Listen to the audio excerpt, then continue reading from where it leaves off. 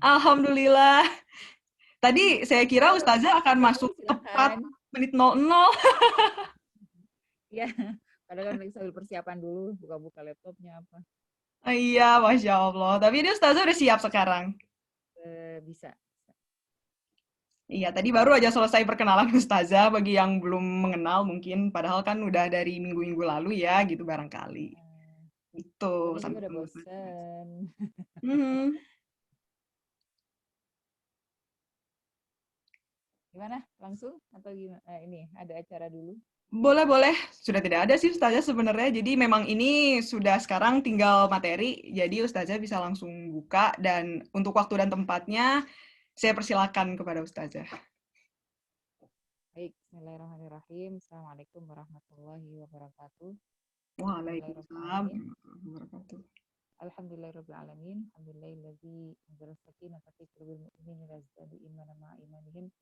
Asyhadu an la ilaha illallah wa asyhadu anna Muhammadan abduhu wa rasuluh.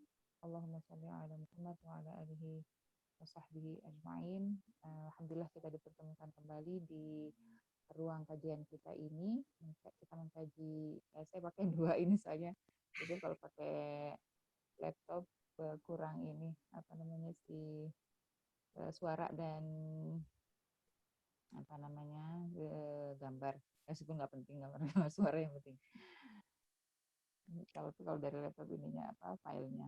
Baik, alhamdulillah kita dipertemukan kembali dalam rangka kajian kita. Eh,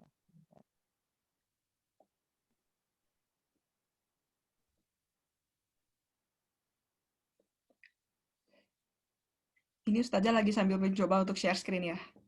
ya. Mhm. Tadi, Maaf, suaranya kok nggak kedengaran ya, pelan sekali. Ustazah lagi mencoba untuk share dulu, mungkin bisa ditunggu dulu ya. Ustazah ada yang bilang katanya suaranya ya, kecil. halo. Sudah suaranya sekarang, halo. Halo. Alhamdulillah udah. Ya, nah ya, alhamdulillah kita ketemu lagi di sini di ruang kajian kita dalam kerangka mengkaji sirah istri-istri Rasulullah SAW atau Ummahatul Mukminin, ibunda kaum mukmin yang Allah ridhoi semua mereka. Kita masuk di sebenarnya part akhir kalau tidak membahas Aisyah dan Khadijah. Tapi kemarin panitia dituntaskan aja Aisyah dan Khadijah, meskipun sebenarnya saya yakin sudah sangat familiar, meskipun nggak semua ini kali ya. Ya nggak ada juga mungkin yang tidak terlalu detail mengetahui tentang ibunda Aisyah maupun ibunda Khadijah. Baik, hari ini kita membahas tentang Ummu Habibah dan 3 orang ya yang langsung, karena memang 3 orang ini tidak ya lumayan banyak sih kalau Ummu Habibah dan Maria di Maimunah mungkin tidak terlalu banyak yang bisa kita bahas. Itu sudah kita bahas waktu itu, kenapa ada yang muncul di publik sehingga sering terdengar namanya, ada juga yang tidak terlalu terdengar namanya karena mungkin memang tidak lama ya usia pernikahan beliau dengan Rasulullah SAW, dan khususnya yang paling akhir yaitu nanti Maimunah, usia pernikahan beliau kurang lebih hanya 3 tahun kurang dengan Rasulullah SAW. Dan itu Ustazah, maaf sebelumnya. ya. Suara Ustazah masih kurang terdengar keras ya. Suara Ustazah ada, tapi suaranya agak samar-samar. Bener, dari tadi dengerin nggak ada yang denger sama sekali. Ya, Maaf. afwan ya. Sebenarnya terdengar sih, tapi kecil, kurang terdengar keras mungkin ya. Gitu. Halo. Halo, ya, masih Masih jauh. keras. Masih jauh. Jadi harus gini. Halo. Iya. Iya, tadi benar. Gitu. Bentar, atau saya ini kan coba ini pakai iPhone ini.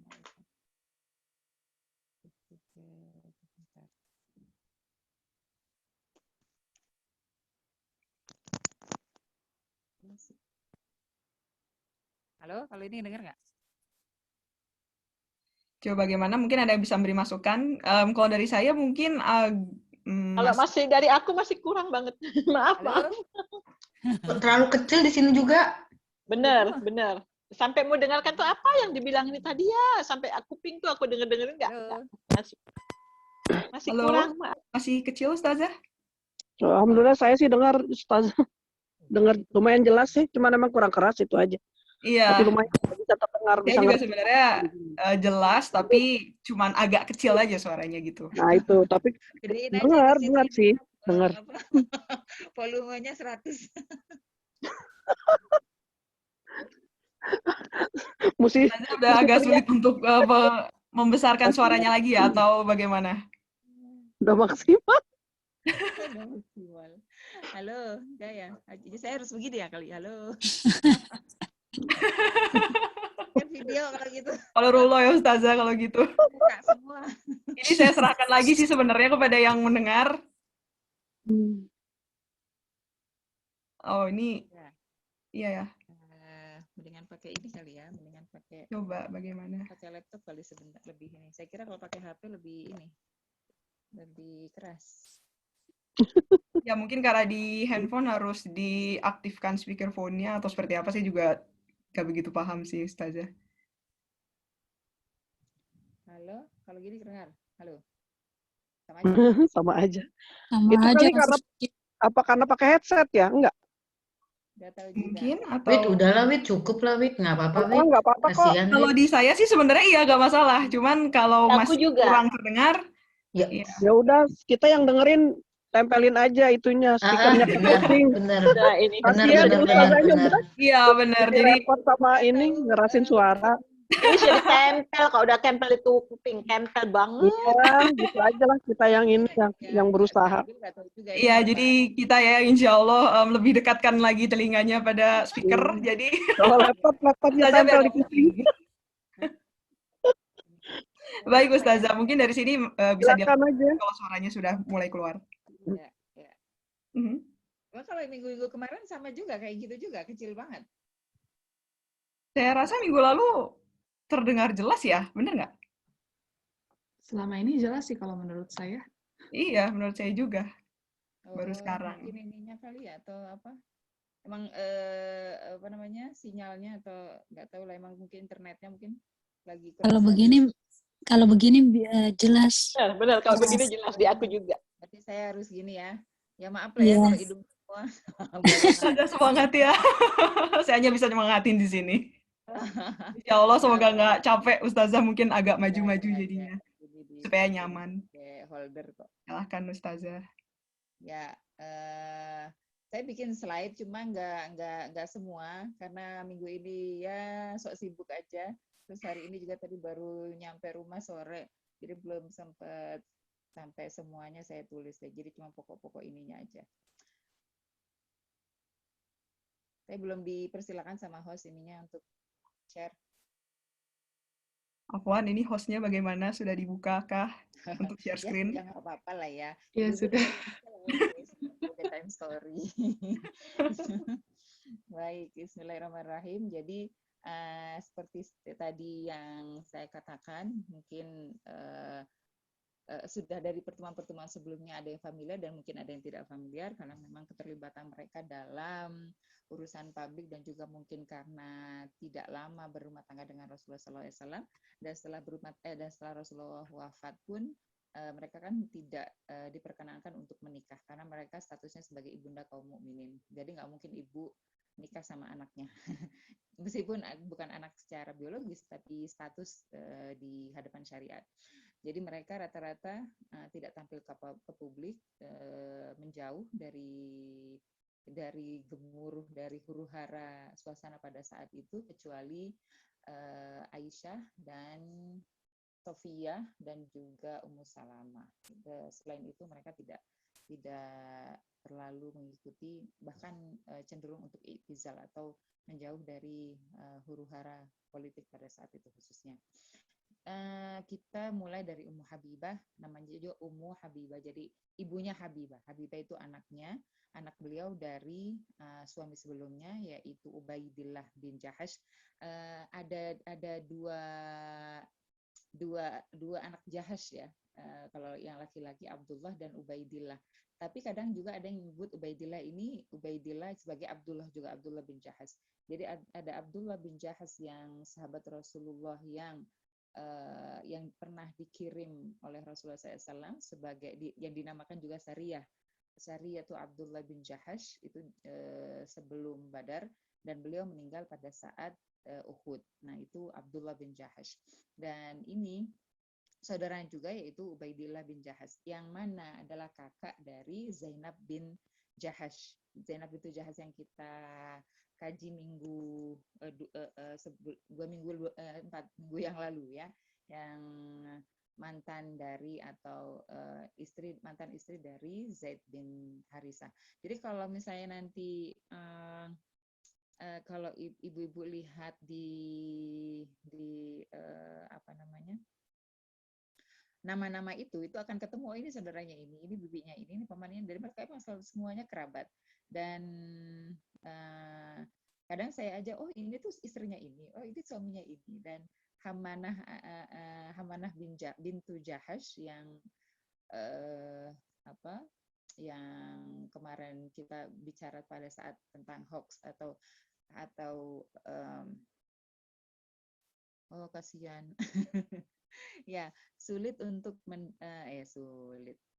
Ketika siapa namanya tadi? Hamanah bintu Jahash yang kita tahu bahwa kemarin ikut andil dalam menyebarkan hoax tentang Aisyah radhiyallahu anha, dan itu ternyata Hamanah itu adalah istri dari Mus'ab bin Umair. Mus'ab bin Umair gitu loh. Mus'ab bin Umair adalah pendiri pertama gitu, atau sahabat yang pertama dikirim oleh Rasulullah SAW ke Madinah. Dan itu entah kenapa apa yang membuat beliau Hamanah ini menjadi demikian, tapi ala kulli hal bahwa mereka itu masih kerabat, mereka itu masih punya banyak kedekatan kekerabatan, dan juga karena besan ya dan sebagainya.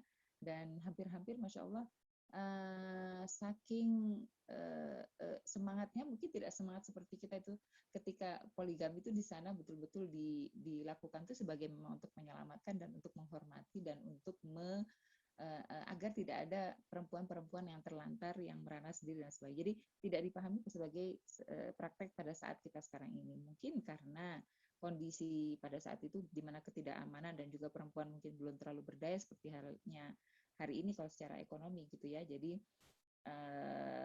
tapi yang saya lihat bahwa betapa mereka tidak ada janda-janda dari kaum muslimin, dari kaum mukminin yang tidak, yang nganggur gitu. Jadi habis dari siapa ke siapa, habis dari siapa ke siapa, itu dengan mudahnya gitu. Jadi begitu misalnya ada suaminya yang syahid, maka entar ya udah ngantri tuh siapa gitu. Kayak Ummu Salamah kemarin udah ngantri, Abu Bakar, Umar dan sebagainya. Akhirnya Rasulullah SAW sendiri yang akhirnya menikahi beliau. Pun Romlah bin Abi Sufyan sendiri, tapi ini suaminya bukan karena syahid ya, bukan karena syahid di peperangan. Sekali lagi bedakan Abdullah bin Jahash dan Ubaidillah bin Jahash. Tapi kedua-duanya adalah satu turunan, satu ayah, dan juga adalah saudara dari Zainab bintu Jahash yang istri Rasulullah SAW. Nah, Romlah dengan suaminya pada saat di Mekah, karena Romlah ini adalah anaknya Abu Sufyan. Kalau sering baca sirah pasti kenal Abu Sufyan. Abu Sufyan itu dia nanti masuk Islam memang, tapi permusuhannya kepada Rasulullah SAW itu lama. Dan menurut saya orangnya beruntung ya. Beruntung karena permusuhannya itu dari Mekah sampai Madinah, dan baru masuk Islam ketika Fathu Makkah, ketika periode penaklukan Makkah, lama sekali. Dan alhamdulillahnya masih ditolong oleh Allah Subhanahu Wa Taala.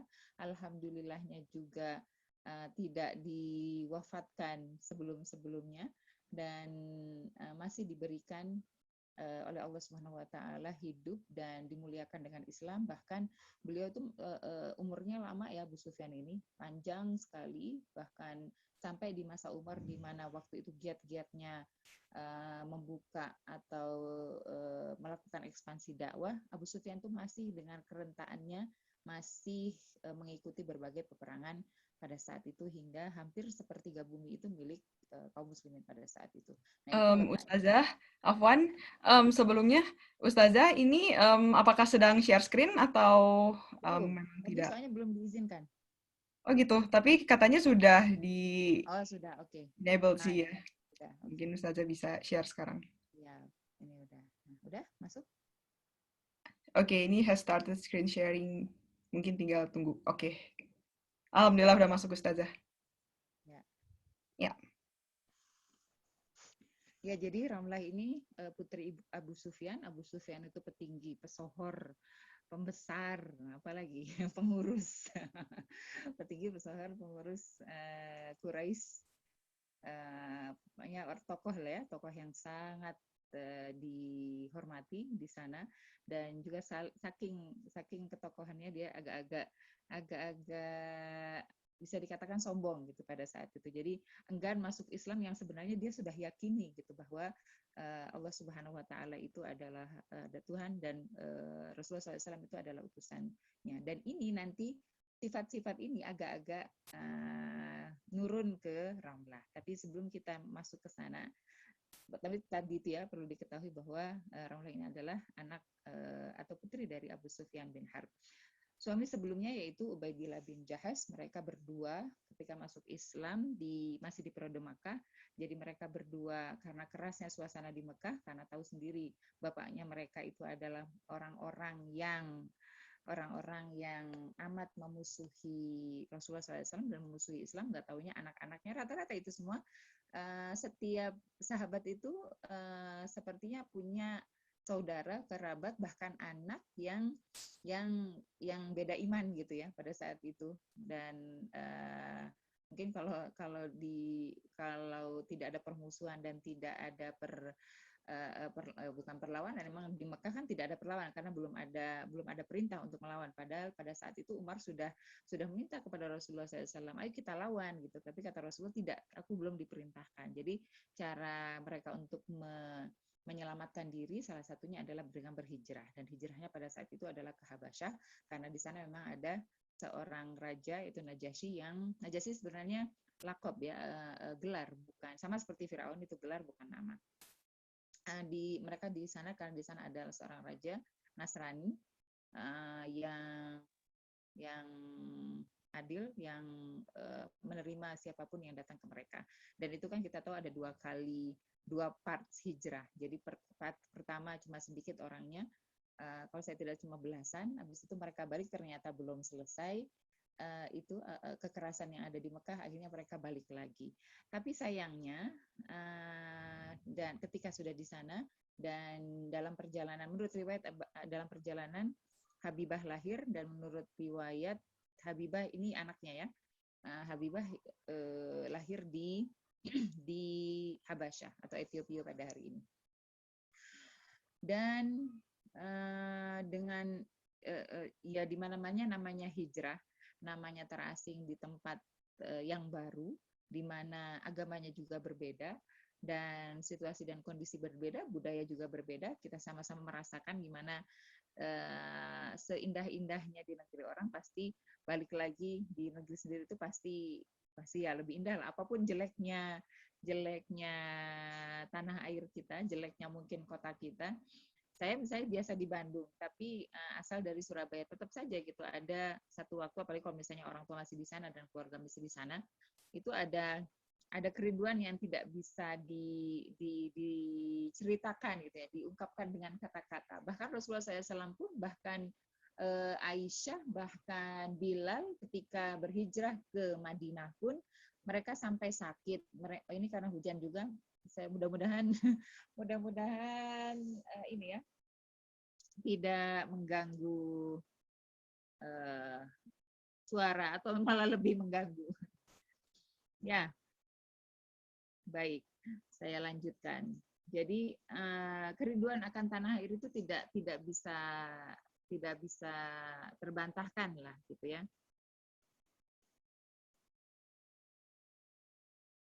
tidak bisa terbantahkan dengan kondisi seperti itu. Jadi hijrahnya, dan jangan bayangkan mereka itu adalah orang-orang miskin ya. Seperti Romlah ini, seperti Ummu Habibah ini, mereka adalah ningrat-ningratnya Quraisy pada saat itu yang terbiasa memiliki segala kemudahan karena mereka rata-rata pedagang, dan kita tahu pedagang itu nggak ya, kalau yang sukses nggak sedikit untungnya, bahkan seperti Abdurrahman bin Auf, Utsman yang sampai sekarang dikelola oleh orang-orang saat ini yang masih wakafnya masih bertahan sampai saat ini, itu tanda bahwa tidak sedikit harta mereka.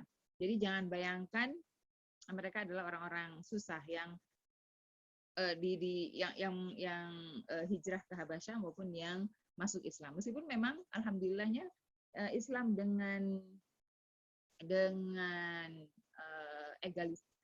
equalnya gitu ya, dengan memandang bahwa semua orang itu sama dan sebagainya, itu juga menjadi daya tarik tersendiri bagi orang-orang pada saat itu untuk memeluk Islam. Dan tak enaknya, nah udahlah keras hidup di sana di tempat hijrah.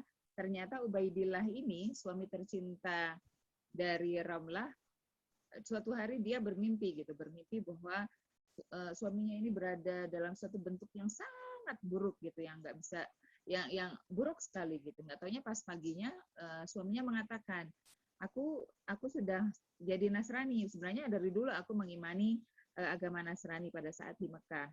Lalu aku pindah ke agama Muhammad, dan kali ini aku kembali ke agamaku semula. Dia mengatakan seperti itu. Dan dia juga memaksa Ummu Habibah untuk mengikuti agamanya, yaitu agama Nasrani. Dan kita tahu di sana adalah pusat dari agama Nasrani. Pada saat itu ya, maksudnya mayoritas adalah Nasrani. Dan dia bersikeras untuk mengajak Ummu Habibah menjadi Nasrani, tapi Ummu Habibah bersikukuh untuk tetap memegang akidah Islamiyah, dan dia berpikir gitu ya, kok ya ngapain terus kita ke sini gitu, ngapain kita jauh-jauh ke negeri orang di tempat yang sangat berbeda dengan negara sendiri, di agama guroba menurut dia, bukan agama nenek moyang kita gitu loh. Masih lebih baik, kata Ummu Habibah, masih lebih baik engkau tetap di Mekah dengan agama kaummu daripada engkau di sini jauh dari tempat nenek moyangmu dan engkau memeluk agama baru, agama orang-orang yang tidak engkau kenal gitu. Dinul ghuraba, kata dia. Tapi dia masih bersikukuh dan meninggal di sana dalam keadaan Nasrani dan dalam keadaan sangat adiktif dengan minuman gitu ya, dalam keadaan mabuk. Itu kondisi yang berlaku atau yang menjadi kondisi yang dialami oleh Ummu Habibah. Jadi sangat-sangat tidak mudah gitu ya, di tengah kondisi bahwa dia di tanah hijrah yang jauh sekali dari Mekah. Tidak ada kerabat di sana gitu. Kalau balik ke rumah, kalau misalnya balik ke Mekah, bapaknya masih dalam keadaan kafir, masih syirik.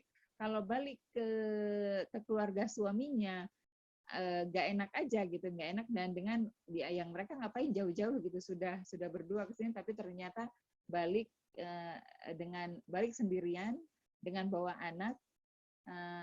Ya maksudnya suaminya sudah tidak ada, apalagi dalam keadaan murtad dan sebagainya. Jadi merasa bahwa aib itu dia tidak bisa untuk kembali dengan keadaan seperti itu gitu, apalagi ke rumah orang tuanya ataupun ke rumah mertuanya. Jadi beliau masih tetap di sana, masih tetap di Habasyah. Lalu suatu hari mimpi Ummu Habibah, mimpi yang sangat tidak diceritakan mimpinya seperti apa, tapi ditakwilkan bahwa beliau akan menikah dengan Muhammad SAW, dan benar saja datang surat kepada Najasyi dari Muhammad SAW, dan hari itu ada asistennya atau budak atau hamba sahaya dari Najasyi datang ke Ramlah atau datang ke Ummu Habibah mengatakan, Najasyi mengutus aku untuk memberitahumu bahwa nabimu atau Muhammad Shallallahu Alaihi Wasallam mengirim utusan kepada beliau ke Najasyi dan hendak melamarmu. Tunjuklah salah seorang dari kaummu yang menjadi wakilmu, ya, maksudnya yang menjadi walinya. Jadi pernikahan jarak jauh zaman Rasulullah SAW sudah ada dan dilakukan sendiri oleh Rasulullah SAW. Tapi bukan dengan telepon, bukan dengan internet atau bukan dengan WhatsApp gitu ya. Kali ada yang terlalu kreatif dengan menikah jarak jauhnya pakai WhatsApp, boleh enggak gitu. Angkah tuka wazawaj juga, aku nikahkan engkau, antara aku terima dan sebagainya. Apakah boleh seperti itu? Itu ada bahasan tersendiri. Tapi lebih wise yang seperti yang Rasulullah SAW lakukan, yaitu menunjuk wakil dari mempelai pria dan menunjuk wali dari mempelai putri. Jadi kalau misalnya mau irit di Jerman juga seperti itu bisa gitu ya, cari wakil, kalau misalnya orang tua, apalagi sekarang zaman corona, orang tua mungkin nggak bisa ke Jerman dari dua belah pihak, nah itu bisa diwakilkan walinya, mungkin cuma di salah satu ya, kecuali kalau misalnya tiga-tiganya di tempat berbeda. Nah, kalau tiga-tiganya di tempat berbeda dan mungkin tidak dapat dilakukan langsung ijab kabulnya, nah langkah lebih baiknya itu dengan wakil. Jadi pada saat akadnya itu bukan dengan akad telepon karena ada jeda dan sebagainya. Bisa juga ada kayak seperti ini kan masalah sinyal dan sebagainya, ada baiknya itu tentukan wakil. Tentukan wakil dari mempelai putra kalau misalnya di tempat akad tidak ada, atau tentukan wakil dari wali kalau misalnya di tempat akad tersebut tidak ada wali secara langsung, maka wali yang ditunjuk. Maka Ummu Habibah menunjuk walinya yaitu Khalid bin Sa'id. Khalid bin Sa'id itu pada saat itu juga salah seorang muhajirin yang pergi ke Habasyah sama dengan keluarga Ubaidillah bin Jas atau keluarga Ramlah. Jadi seperti angin surga gitu ya pada saat musibah yang begini itu kita yang dengar kali ini murtad biasa aja gitu ya kalau kita dengar seperti ini. Itu cobaan bukan main-main ya, ujian bukan main-main. Bayangkan kita berada di sepatu beliau, berada di kondisi beliau di tanah yang tidak dikenal, udah gitu punya cita-cita tinggi untuk menyelamatkan agama, sampai sudah sampai di sana, bukannya malah bertambah-tambah keimanan, bukannya malah berdua bersinergi untuk beribadah, tapi salah satunya malah murtad. Jangankan yang begini, saya punya teman dalam sebuah pernikahan yang ya dibangun dari awal tuh indah gitu ya, yang dibangun dari awal dengan kalau hitungan matematikanya oke lah gitu. Tapi di tengah perjalanan ketika sudah punya anak 2 kalau nggak salah pada saat itu, suaminya mulai goyah, nggak sampai murtad, tapi tidak melakukan ibadah yang seharusnya dilakukan oleh seorang muslim. Yang tadinya sholat jadi tidak sholat, yang tadinya sholat Jumat jadi tidak sholat Jumat. Intinya hal-hal yang asasi dia tidak lakukan itu, dan itu menyebabkan dia agak susah untuk mendidik anak-anak ketika misalnya menyuruh anak-anak untuk sholat. Ya nak sholat, ngapain sholat? Itu Abi saja, bilangnya Abi lagi. Abi aja nggak sholat, kenapa aku harus sholat? Nah, hal-hal yang seperti ini gak kebayang gitu ya. Nauzubillah min dzalik itu terjadi dalam keluarga kita.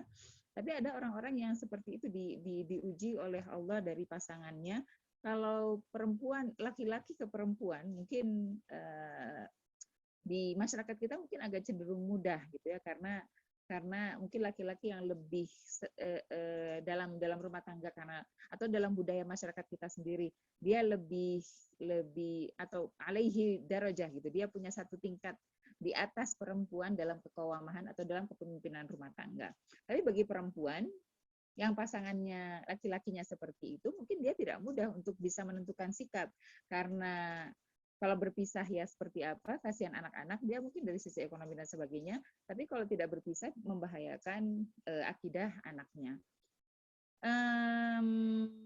Saya ketika melihat langsung itu sendiri saya nggak bisa membayangkan kalau misalnya setiap hari seperti itu gitu ya, terjadi dialog, apalagi kalau misalnya anaknya juga ada yang laki-laki, terjadi seperti itu.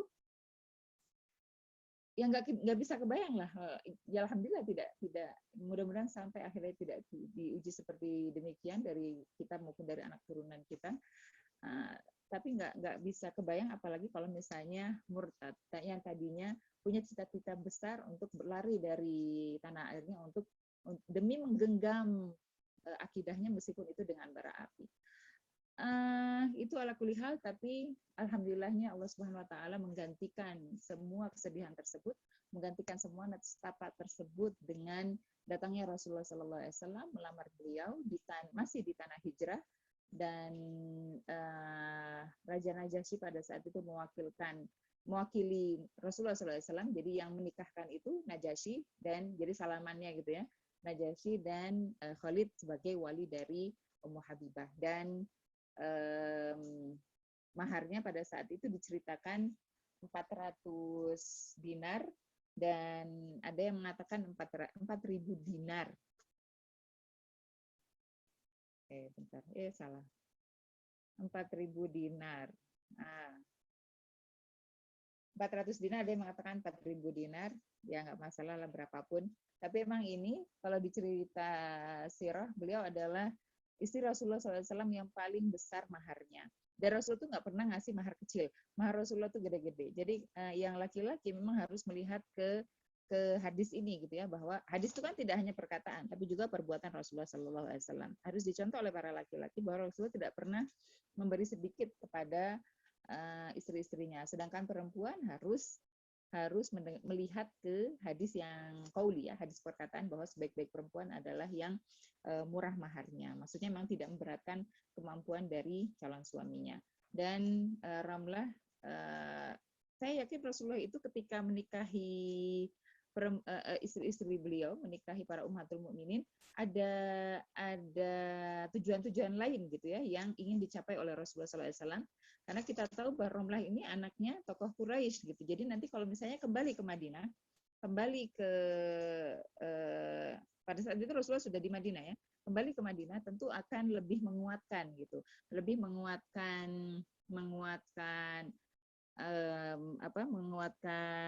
hubungan, bisa jadi hubungan antara Rasulullah SAW dengan kaum Quraisy, bisa juga menjadi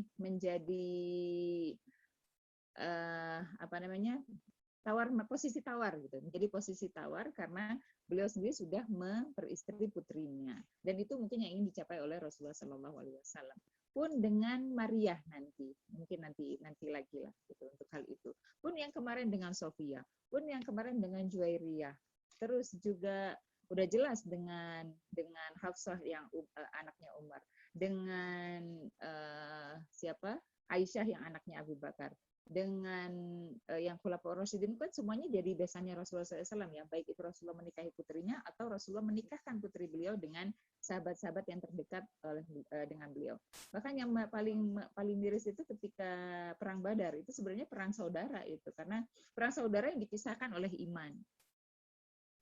Maka ketika saya baca surat Al-Insyiqaq misalnya, wa amma man utiya kitabahu biyaminih fasawfa yuhasabu hisaban yasira wa yanqalibu ila ahlihi masrura. Orang yang diberi buku hisabnya, buku amalannya dengan tangan kanan, itu nggak bisa latihan. Mau latihan aja, sekarang kan kita sudah terbiasa di tangan kanan. Tidak ada yang bisa menggerakkan kecuali amalan kita pada saat itu, dan juga rahmat Allah. Dia yang dibagi dengan tangan kanannya, maka fasawfa yuhasabu hisaban yasira. Dia akan dihisab dengan cara yang sangat mudah. Bahkan mungkin tanpa hisab, bahkan mungkin langsung masuk surga tanpa hisab. Wayan qalibu, dan dia akan kembali ila ahlihi masrura, dan dia akan kembali pada keluarganya dalam keadaan berseri, dalam keadaan bahagia. Ahlihi di situ bisa ahlihi betulan memang keluarga biologis, bisa juga bukan keluarga biologis tapi keluarga seiman. Tapi memang apa yang diceritakan dalam banyak hadis, orang itu ketika sudah mati, apa yang diingat itu adalah keluarga. Maka syariat keluarga itu memang selain syariat, tidak ada syariat lain yang masih tetap setelah kematian itu kecuali syariat keluarga. Jadi nanti pas di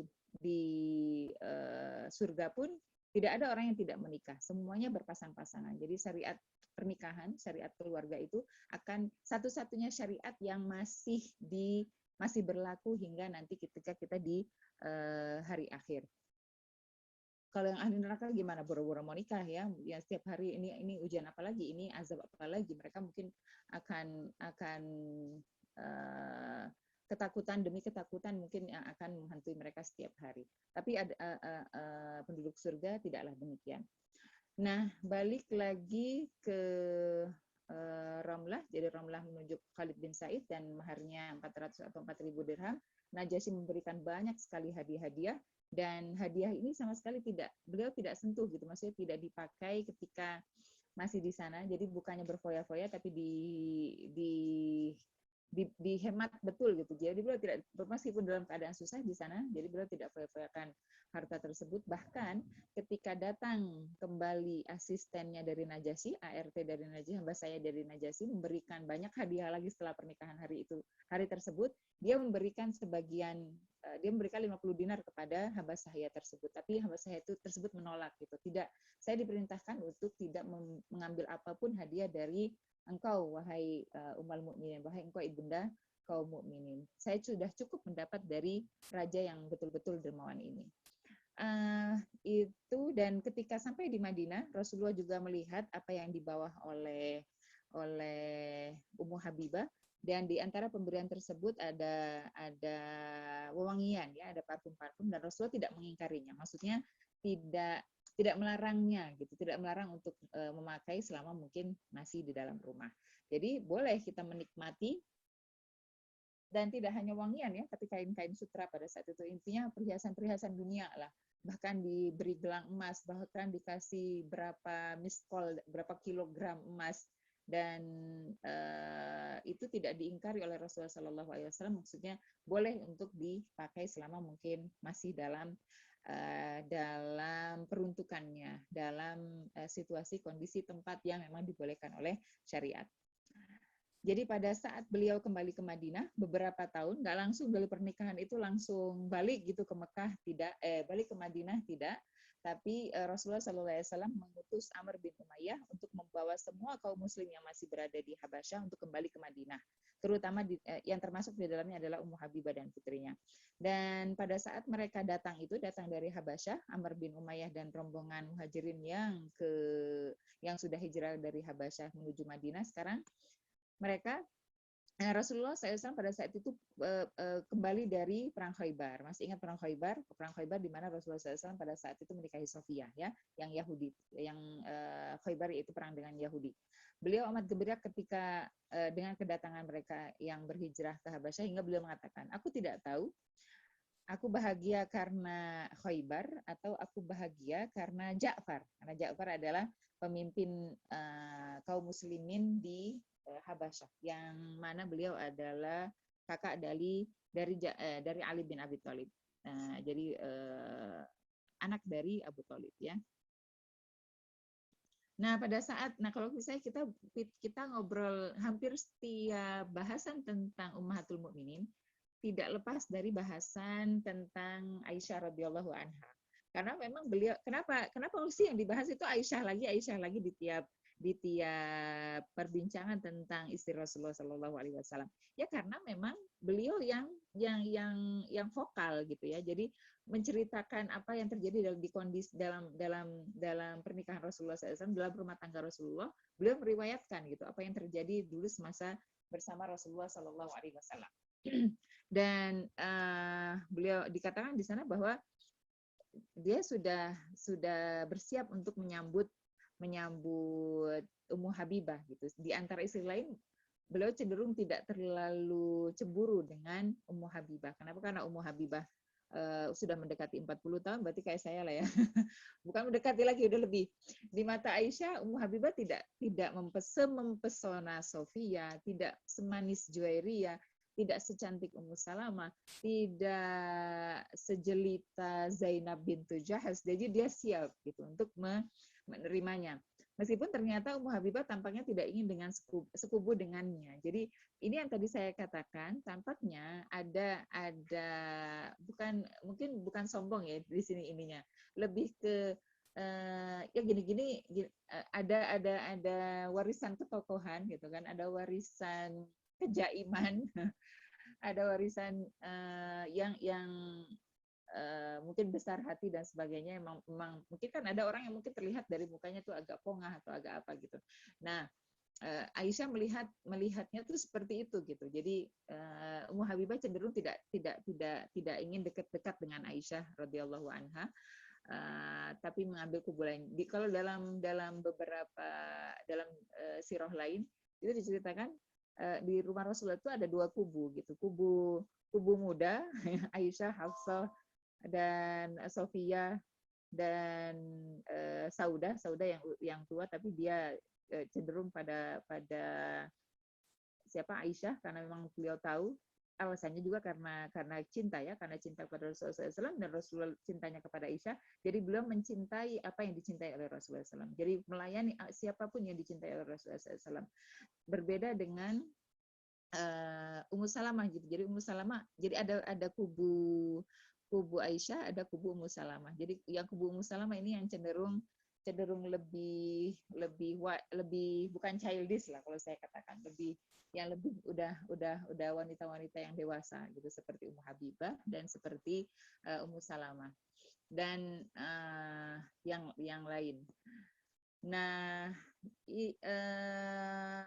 tapi gitu ya, tapi luar biasanya nanti menjelang beliau wafat itu beliau manggil Aisyah dan meminta maaf. Jadi pengen kayak halal bihalalan gitu ya. Jadi pengen dimaafkan segala sesuatu yang berkaitan ketika beliau masih berada di rumah Rasulullah SAW. Ketika mungkin terjadi persaingan antara beliau dengan Aisyah. Jadi meskipun ada sisa-sisa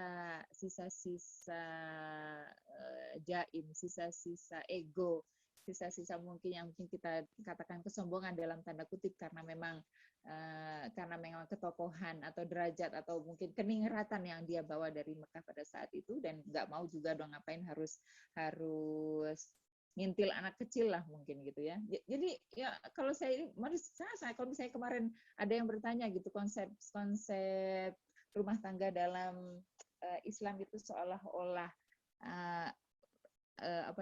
ikatan antara sayyid dan khodim, antara tuan dan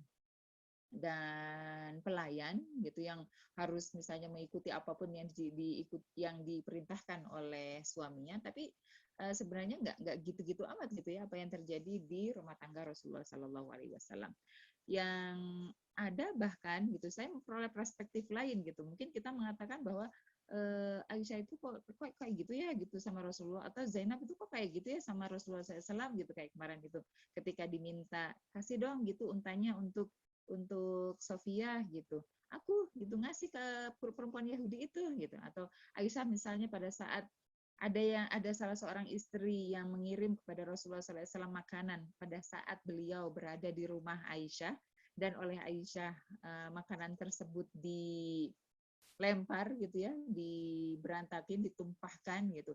Itu perspektif lainnya adalah bahwa bukan karena nggak sopan gitu, tapi lebih ke karena memang tidak ada barrier gitu, tidak ada batasan gitu, saking sudah terbukanya kepada Rasulullah SAW.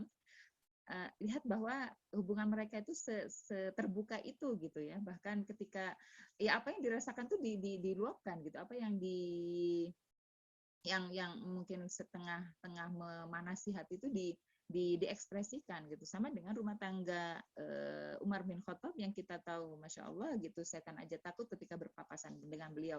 Tapi di rumah beliau juga tidak ya nggak gitu-gitu amat gitu ke istrinya gitu. Kamu harus begini, begitu gitu. Jadi dia menunggu perintah gitu, itulah adalah definisi ketaatan. Tidak demikian juga, tapi ketaatan tersebut adalah tetap ketaatan dalam koridor syariah, di mana mereka adalah seseorang yang diberi Allah derajat lebih tinggi dalam hal kepemimpinan rumah tangga, yang selanjutnya adalah yang menentukan dengan syura, dengan musyawarah di rumah tersebut untuk menentukan jalannya rumah tangga tersebut gitu, untuk menentukan visi dan misi yang dibuat bersama dan disetujui bersama, tapi pelaksanaannya dipimpin oleh kepala rumah tangga, yaitu suami kita. Jadi jangan pernah membayangkan bahwa atau kita mungkin udah pernah ke Arab gitu ya, ngelihat ada yang bejat mah pasti ada aja ya dimanapun, bahkan di tempat tersuci pun masih kita akan melihat ada teman-teman setan, kan teman setan kan minal jinnati wan nas gitu, dari bangsa jin dan juga bangsa manusia gitu. Jadi tidak pasti akan ada saja orang-orang yang seperti itu. Ala kulihal bahwa yang mungkin masih menganggap bahwa pernikahan dalam Islam itu apa yang mungkin biasa kita dengar gitu, bahwa sebaik-baik istri itu yang jika dilihat oleh suaminya berseri-seri jadi menyenangkan hatinya, itu nggak salah gitu. Dan kalau misalnya diperintah ia taat, itu juga definisinya tidak serta-merta bahwa kita tidak bisa mengungkapkan apa yang kita rasakan, bahwa kita tidak boleh mengatakan atau berkata tidak gitu ya ketika misalnya ada sesuatu yang tidak kita setujui.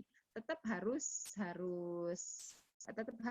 proporsional gitu. Jadi yang laki-laki juga tidak cari dalil untuk mengatakan bahwa engkau harus taat. Yang perempuan juga tetap taatnya itu dalam koridor, tetap dia menghormati posisi, menghormati eksistensi dia sebagai seorang pemimpin, tapi bukan berarti ya tadi itu kayak robot yang diperintah dan menaati enter langsung jadi, enggak demikian juga kalau kita melihat ke apa yang apa yang terjadi di rumah tangga Rasulullah Shallallahu Alaihi Wasallam. Lumayan juga harus ngebungkuk. Nah itu ini kenapa Aisyah lagi ya tadi itu ya, karena memang beliau lah yang meriwayatkan apa yang terjadi di rumah tangga Rasulullah SAW. Nah, sebelum kita bicara tentang akhir hayat dari Romlah, bahwa kita tahu bahwa balik lagi ke suaminya, ke ayahnya yaitu Abu Sufyan bin Harb yang masih musyrik pada saat itu, dan itu membuat beliau perih dan masih karena cinta anak itu sebesar apapun kebenciannya kepada ayahnya, tetap ada hal-hal yang tidak bisa dilepaskan ya, ikatan keluarga tersebut, ikatan kekerabatan tersebut. Ummu Habibah sangat memimpikan gitu bahwa Abu Sufyan itu akan sama nasibnya nanti dengan Umar bin Khattab. Umar bin Khattab yang didoakan oleh Rasulullah SAW, ya Allah menangkanlah Islam dengan salah satu Umar, yaitu Umar bin Khattab atau Amr bin Hisham, yaitu Abu Jahal ya. Dan yang mana hal itu tetap gitu ya, beliau berdoa terus sampai, karena memang tidaklah lengkap gitu kalau misalnya ketika masih punya saudara, ketika masih, apalagi ini kerabatannya bukan saudara jauh tapi ayah gitu, yang pada diri kita ada darah mereka, tentu tidak rasanya tidak nyaman gitu, ada sesuatu yang kurang gitu ketika dalam biduk atau dalam fisabilillah ini, di jalan Allah ini mereka tidak bersama-sama, apalagi di akhirat nanti mereka juga tidak bersama-sama jika salah satu di antara mereka atau salah satu di antara kedua orang tuanya belumlah berislam. Nah, pada saat Hudaybiyah yang kita tahu, mungkin silahkan lihat-lihat lagi, saya angkat dulu, lihat-lihat lagi. Nah, lihat-lihat lagi tentang sirah nabawiyah yang berkaitan dengan perjanjian Hudaybiyah, yang salah satunya mereka tidak akan berperang selama 10 tahun. Nah, bab ini yang dilanggar. Bab ini yang dilanggar oleh kaum Quraisy. Mereka bersekutu dengan Yahudi Madinah, bersekutu dengan orang-orang dengan kabilah-kabilah sekitar Madinah dalam memerangi kaum muslimin. Salah satunya itu makanya terjadi perang Ahzab nanti. Nah, perjanjian yang dilanggar oleh kaum musyrik ini membuat suasana antara Mekah dan Madinah memanas. Lalu kaum musyrik karena tahu bahwa mereka telah melakukan kesalahan gitu, jadi mereka ingin tarik ulur gitu. Mereka ingin menegosiasi ulang dengan Rasulullah SAW, maka tidak ada seorang pun yang lebih pantas untuk dikirim ke Madinah, yaitu selain Abu Sufyan, karena Abu Sufyan punya putri di sana dan putrinya adalah istri dari Rasulullah SAW. Dan apa yang terjadi ketika Abu Sufyan ke Madinah? Dia mampir ke rumah Ummu Habibah, ke bilik tepatnya ya, ke bilik Ummu Habibah.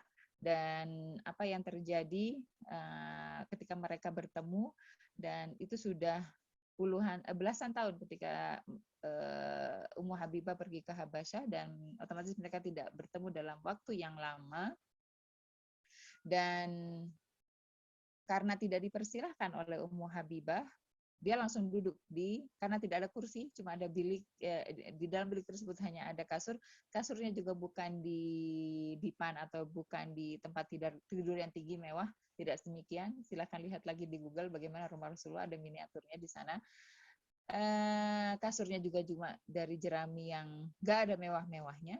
Dan berdasarkan hadis dari Aisyah juga, makanan kami tiap hari itu lebih ke air dan kurma. Padahal Rasulullah orang yang mendapat jatah terbanyak setelah Allah, maksudnya hal yang untuk dakwah Islamiyah, mendapat 1/5 gitu ya dari ghanimah, dari harta rampasan yang dari peperangan baik kecil maupun besar yang mereka lewati. Itu di tahun berapa, tapi Rasulullah tidak menggunakannya untuk mewah-mewah, untuk kemewahan, tapi lebih bagian beliau pun beliau salurkan untuk hal yang berkaitan untuk ekspansi dakwah Islamiyah.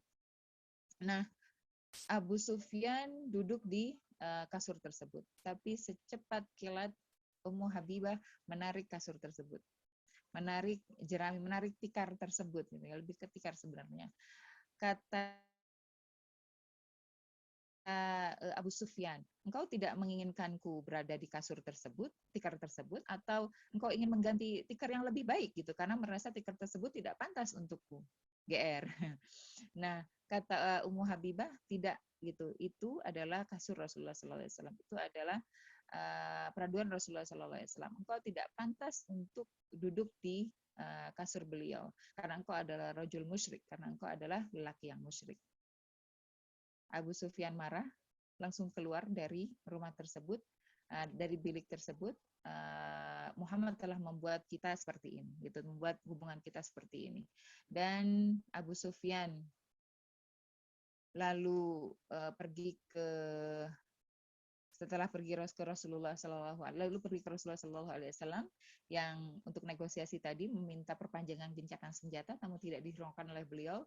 Lalu datang ke Abu Bakar juga demikian, datang ke Umar juga demikian, datang ke Ali, bahkan pada saat itu Fatimah berada di sana dan memohon kepada keduanya untuk mau menolong dia bernegosiasi dengan Rasulullah SAW. Jadi menyampaikan gitu apa yang diminta dari Quraisy Mekah gitu, agar tidak ada peperangan lagi antara mereka selama 10 tahun lagi jadi perbaruan perjanjian gitu.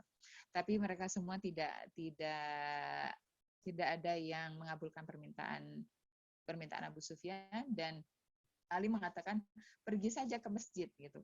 Pergi saja ke masjid, katakan di sana gitu bahwa engkau ingin diberi perlindungan, lalu secepat itu kembalilah engkau ke Mekah. Ia lakukan hal itu yang dikatakan oleh Ali bin Abi Thalib. Dia pergi ke Masjid Nabawi. Di sana dia mengatakan gitu bahwa dia ingin perlindungan gitu dari kaum muslimin Madinah, dan secepat itu pula dia langsung pergi ke Mekah tanpa membawa hasil apapun. Ummu Habibah mendengar hal tersebut dan semakin menguatkan hatinya agar Abu Sufyan diberi hidayah oleh Allah Subhanahu wa taala dan masuk Islam dan menjadi keluarga yang Islami. Dan akhirnya kita tahu bahwa ini yang belum saya lanjutkan nih. Akhirnya kita tahu bahwa Rasulullah SAW setelah itu pergi ke pergi ke Mekah untuk mempersiapkan penaklukan Mekah ya.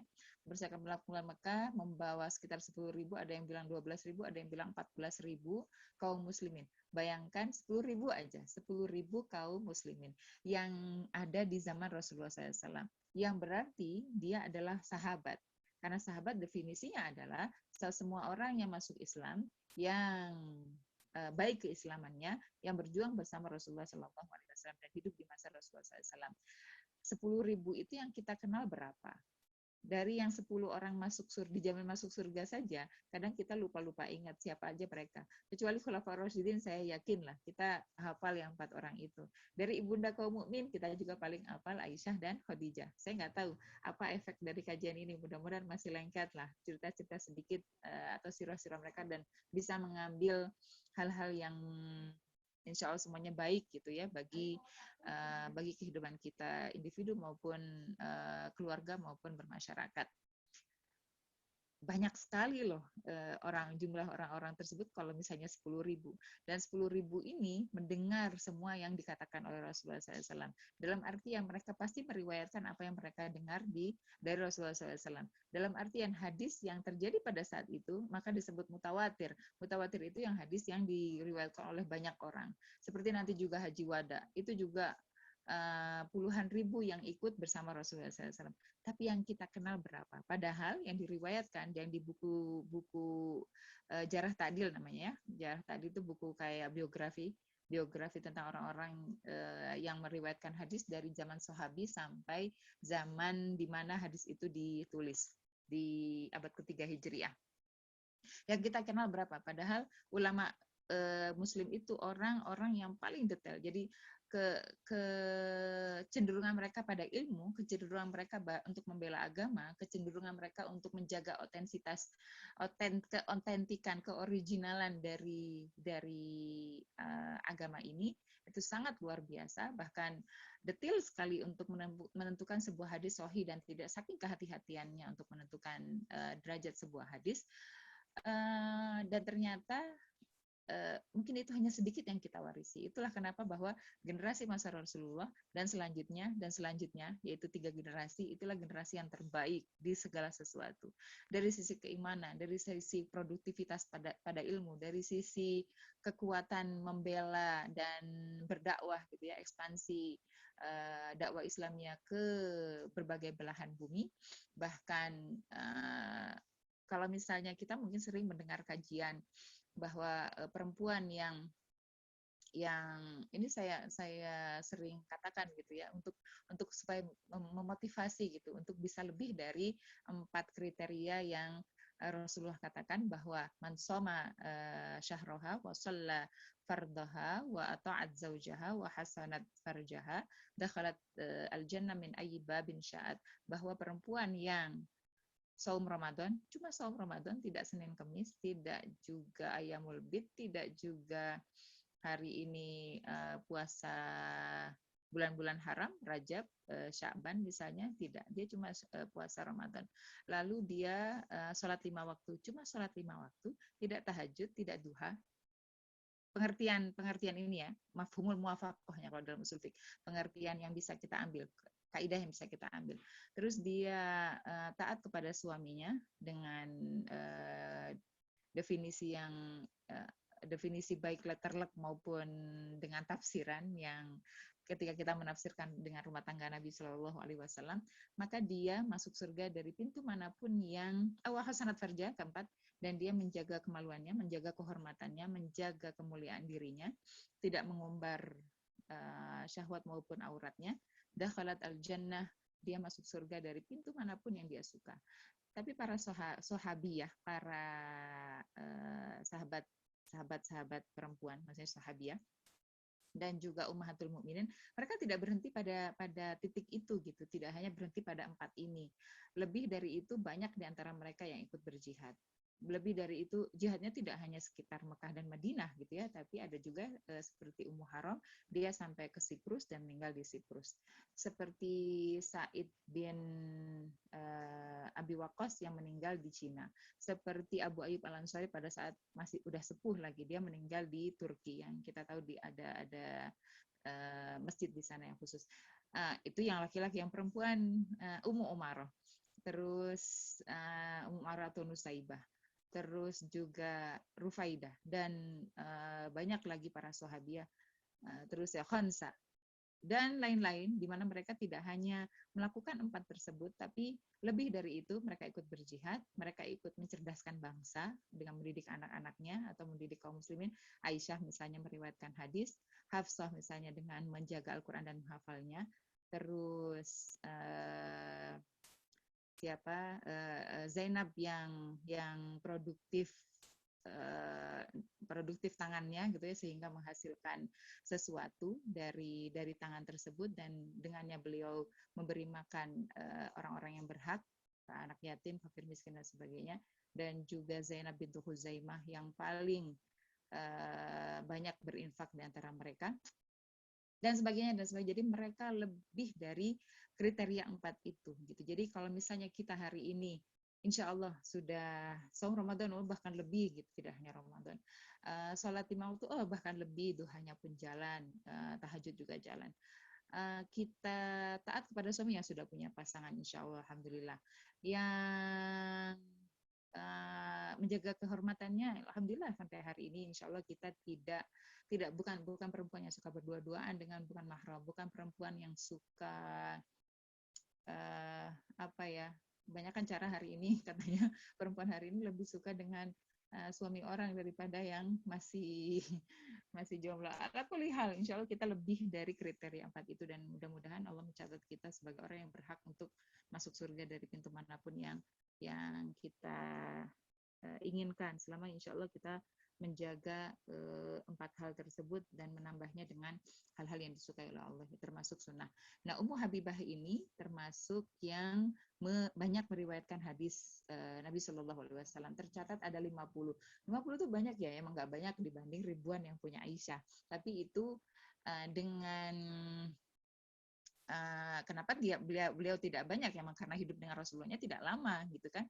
Beliau lebih banyak di Habasyah, dan balik ke Madinah pun setelah Khaybar itu pada 6 Hijriyah, jadi cuma 4 tahun waktu beliau dengan Rasulullah SAW. Otomatis tidak banyak hadis yang beliau riwayatkan gitu. Kalaupun banyak, mungkin yang kesaring akhirnya nyampe ke para ulama hadis yang menuliskannya cuma 50 hadis. Salah satunya adalah orang yang melakukan sholat sunat 12, maksudnya 12 itu sholat sunnah rawatib.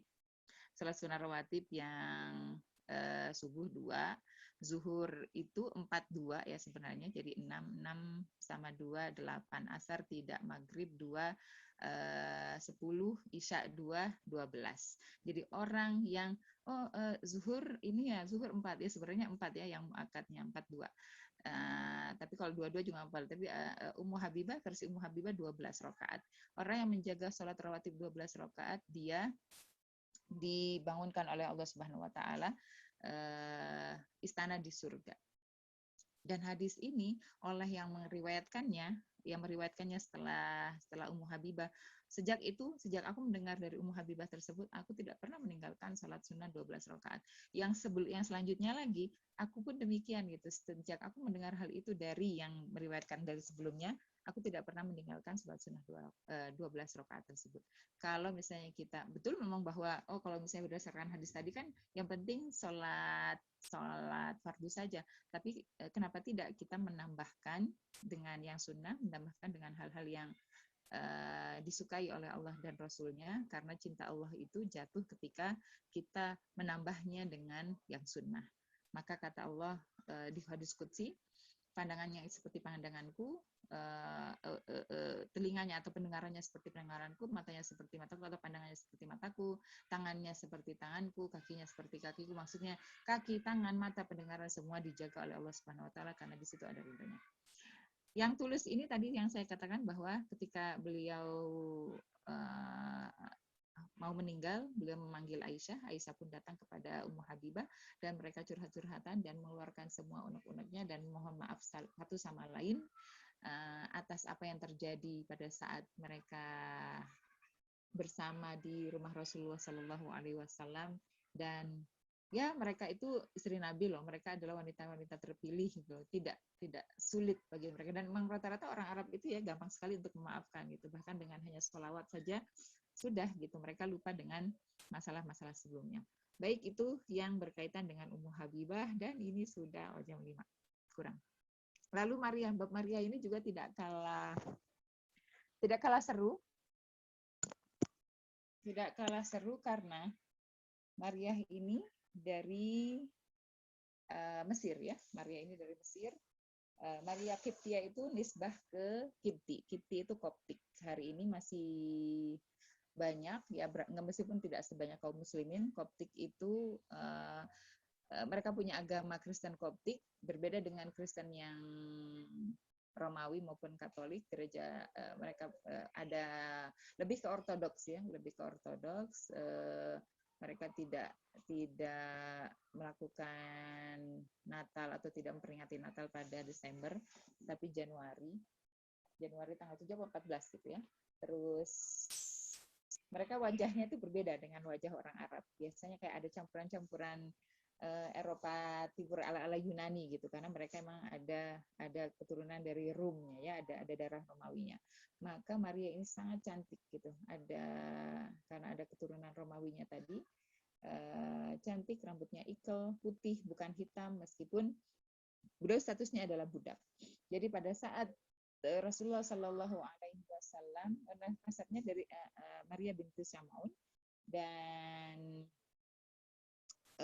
dari desa, sekarang itu desanya masih dirawat di desa kelahiran atau di mana rumah Maria tinggal, Hafen kalau saya nggak salah, Hafa'nun gitu, nanti lihat di kalau versi Google Arabnya. Nah itu dibangun di situ dekat terusan Suez kalau saya tidak salah. Nah itu dibangun di sana masjid oleh Ubadah bin Samit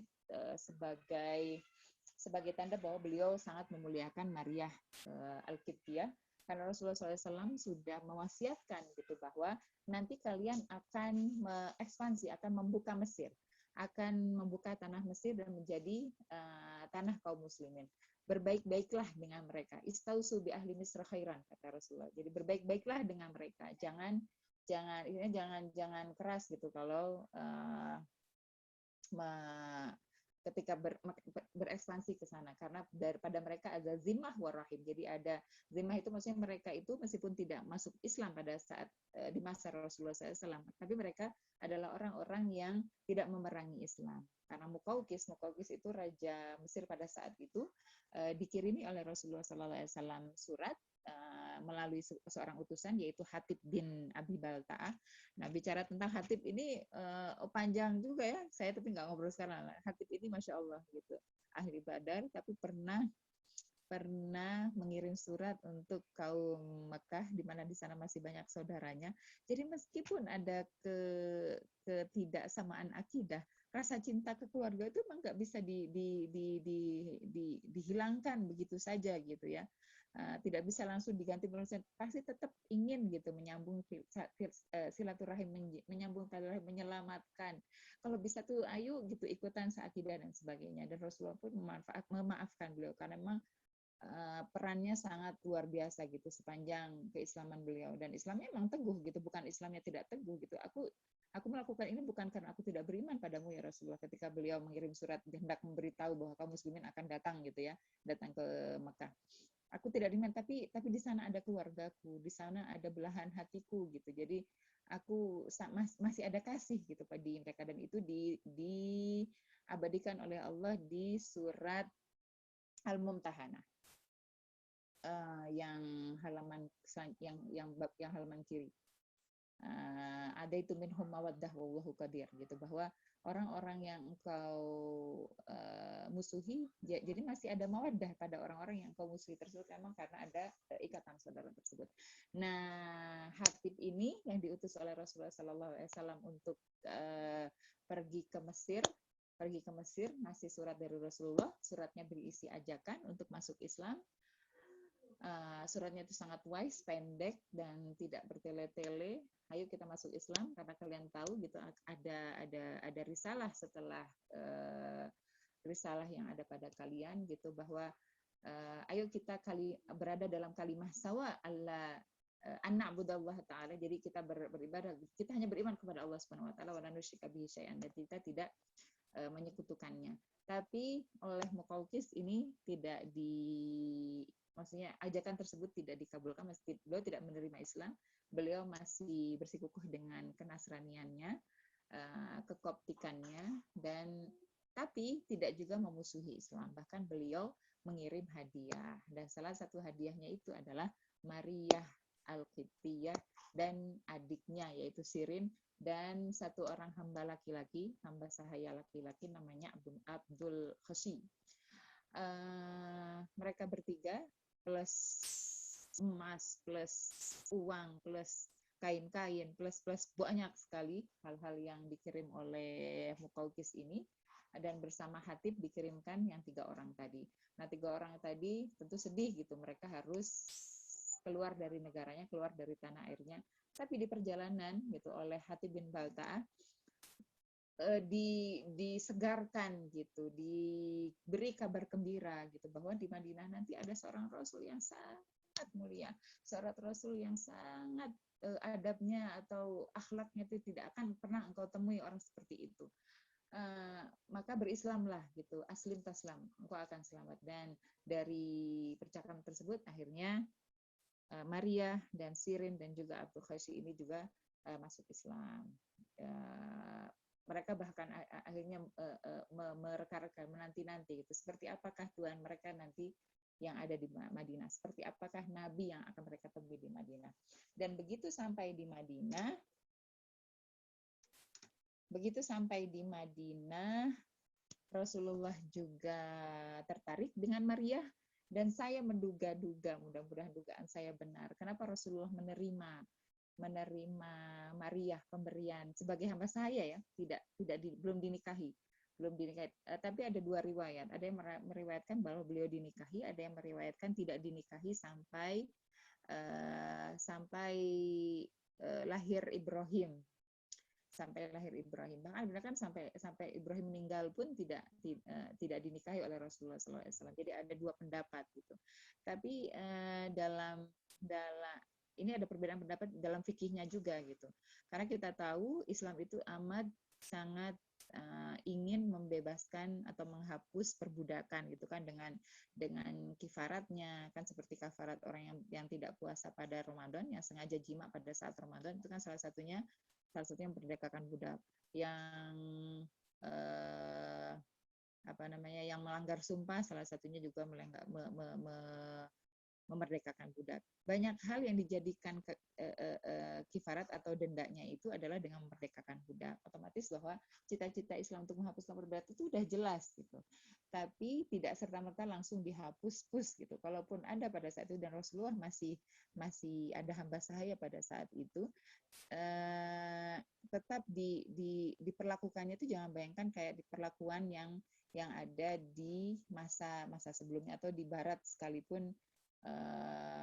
Pada saat sebelum kayaknya 1800-an 1700-an itu kan masih marak, sampai ada kesepakatan yang hak asasi manusia dan sebagainya.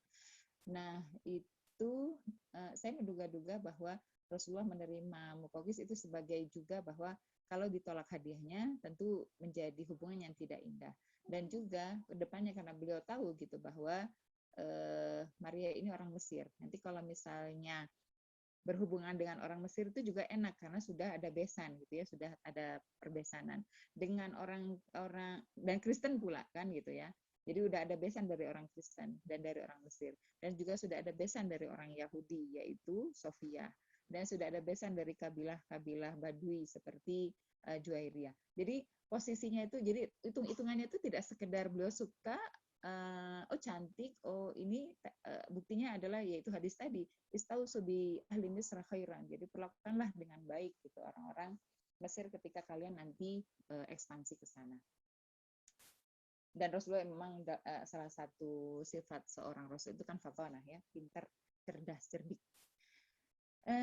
Baik, dan balik lagi ke karena yang meriwayatkan adalah Aisyah, dan Aisyah orangnya ekspresif gitu dengan apa yang dilihat, dirasakan. Jadi ketika kedatangan Maria ini, Rasulullah sering berkunjung. Maria tidak ditempatkan di rumah-rumah sekitar Masjid Nabawi, tapi ditempatkan di salah satu rumah sahabat, dan Hasan bin Nu'man bin Sabit kalau saya tidak salah.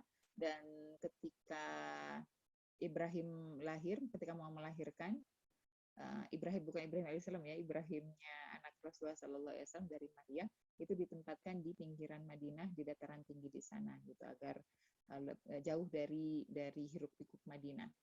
Nah itu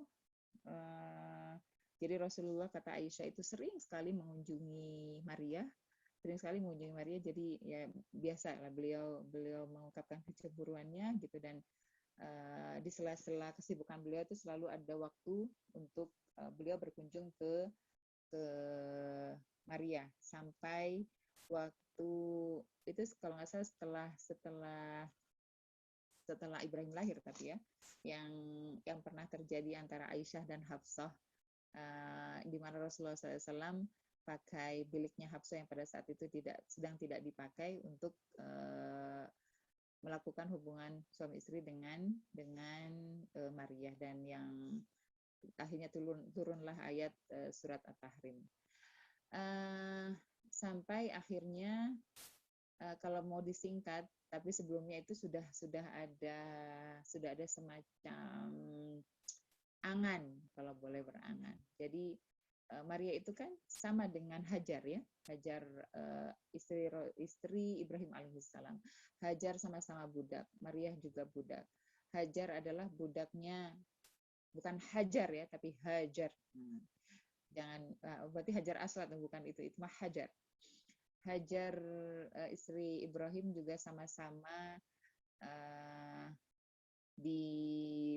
dihadiahkan gitu ya, dihadiahkan. Kalau Hajar dihadiahkan oleh Sarah istri Ibrahim, sedangkan Maria juga dihadiahkan oleh Muqawqis kepada Rasulullah Sallallahu Alaihi Wasallam. Sama-sama dari Mesir, sama-sama budak, sama-sama dipindahkan, maksudnya tidak berada di negeri mereka, dan mereka sama-sama sekarang di tanah Allah Subhanahu Wa Taala, di tanah haram, yaitu di Madinah, dan sementara yang Hajar di Mekah.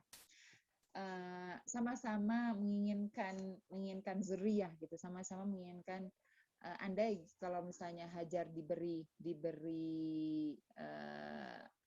kepercayaan oleh Allah Subhanahu wa taala, kepercayaan oleh Allah Subhanahu wa taala, kepercayaan oleh Allah Subhanahu wa taala dengan Ismail di rahimnya, beliau juga menginginkan agar Allah Subhanahu wa taala memberikan kepercayaan dengan zuriyah Rasulullah sallallahu alaihi wasallam di rahimnya. Dan itu setiap kali beliau merenung, beliau berpikir ke sana gitu ya. Andai kan Allah Subhanahu wa taala mempercayakan kepada beliau seorang zuriyah dari Rasulullah sallallahu alaihi wasallam. Beliau tahu bahwa dari beberapa istri Rasulullah sallallahu alaihi wasallam, termasuk nanti itu sedihnya Aisyah di situ juga ya, sedihnya Ummu Salamah yang tidak pernah cemburu pun gitu, akhirnya cemburu dengan Maria. Kenapa saya bisa punya anak dari Abu Salamah, tapi tidak mendapat anak dari Rasulullah SAW.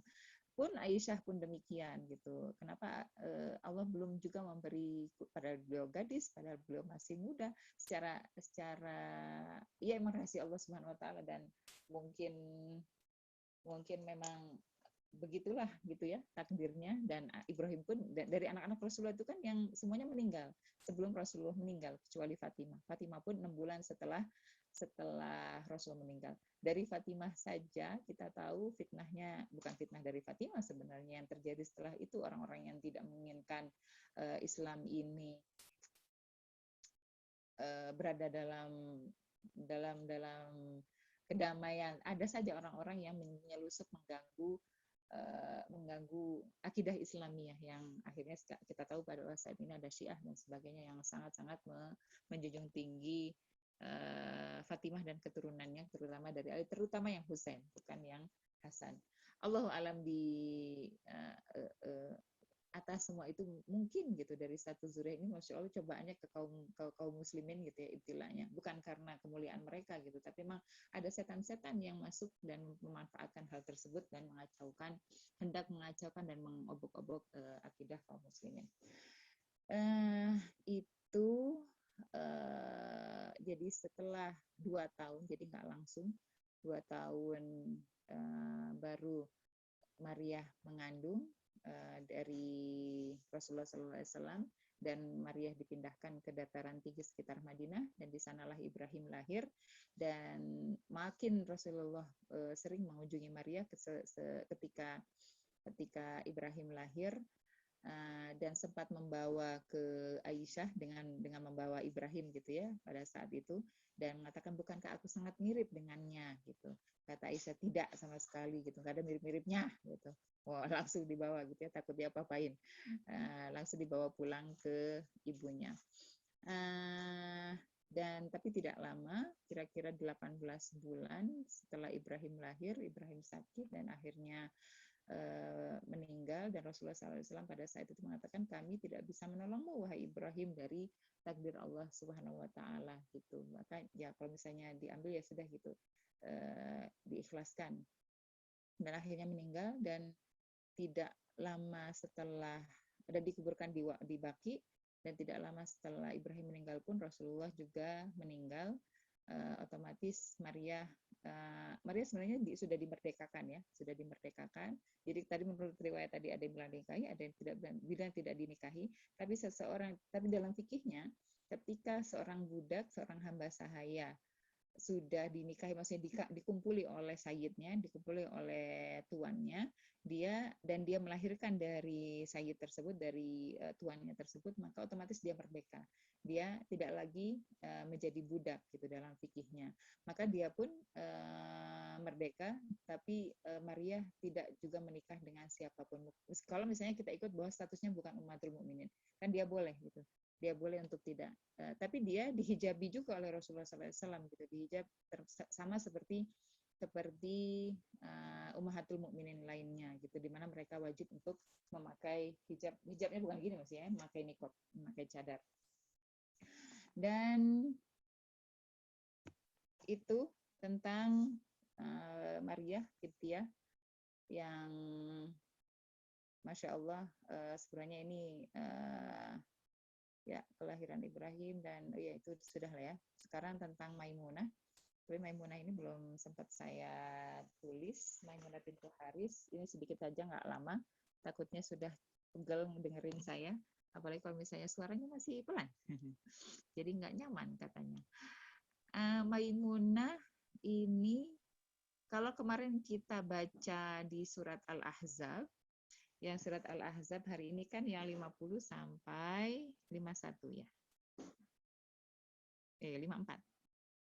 Nah, itu yang di ayat yang sebelumnya, wa mar'atun mu'minatun in wahabat nafsaha, yang tadi tentang hijabnya ya. Nah, yang di ayat 50, wa mar'atun mu'minatan in wahabat nafsaha lin nabi in aradan nabi astankihaha, dan perempuan mukminah yang ingin menghibahkan dirinya, maksudnya ingin mengajukan diri untuk bisa menikah dengan Rasulullah SAW dan Rasulullah menerimanya, maka itu pun bisa dinikahi oleh Rasulullah kalau Rasulullah mau. Khalisatan laka itu hanya untuk Rasulullah SAW, bukan untuk min dunil mukminin, bukan untuk orang lain. Maksudnya dari pernikahan-pernikahan yang sudah dihalalkan oleh Allah kepada Rasulullah SAW hanya untuk Nabi, bukan untuk semua kaum mukmin. Maka kita melihat bahwa untuk kaum mukmin hanya 4, sedangkan Rasulullah bisa lebih dari 4. Tapi itu juga di ayat 52 itu dihentikan, maksudnya sudah selesai gitu. Setelah Maimunah tidak ada lagi.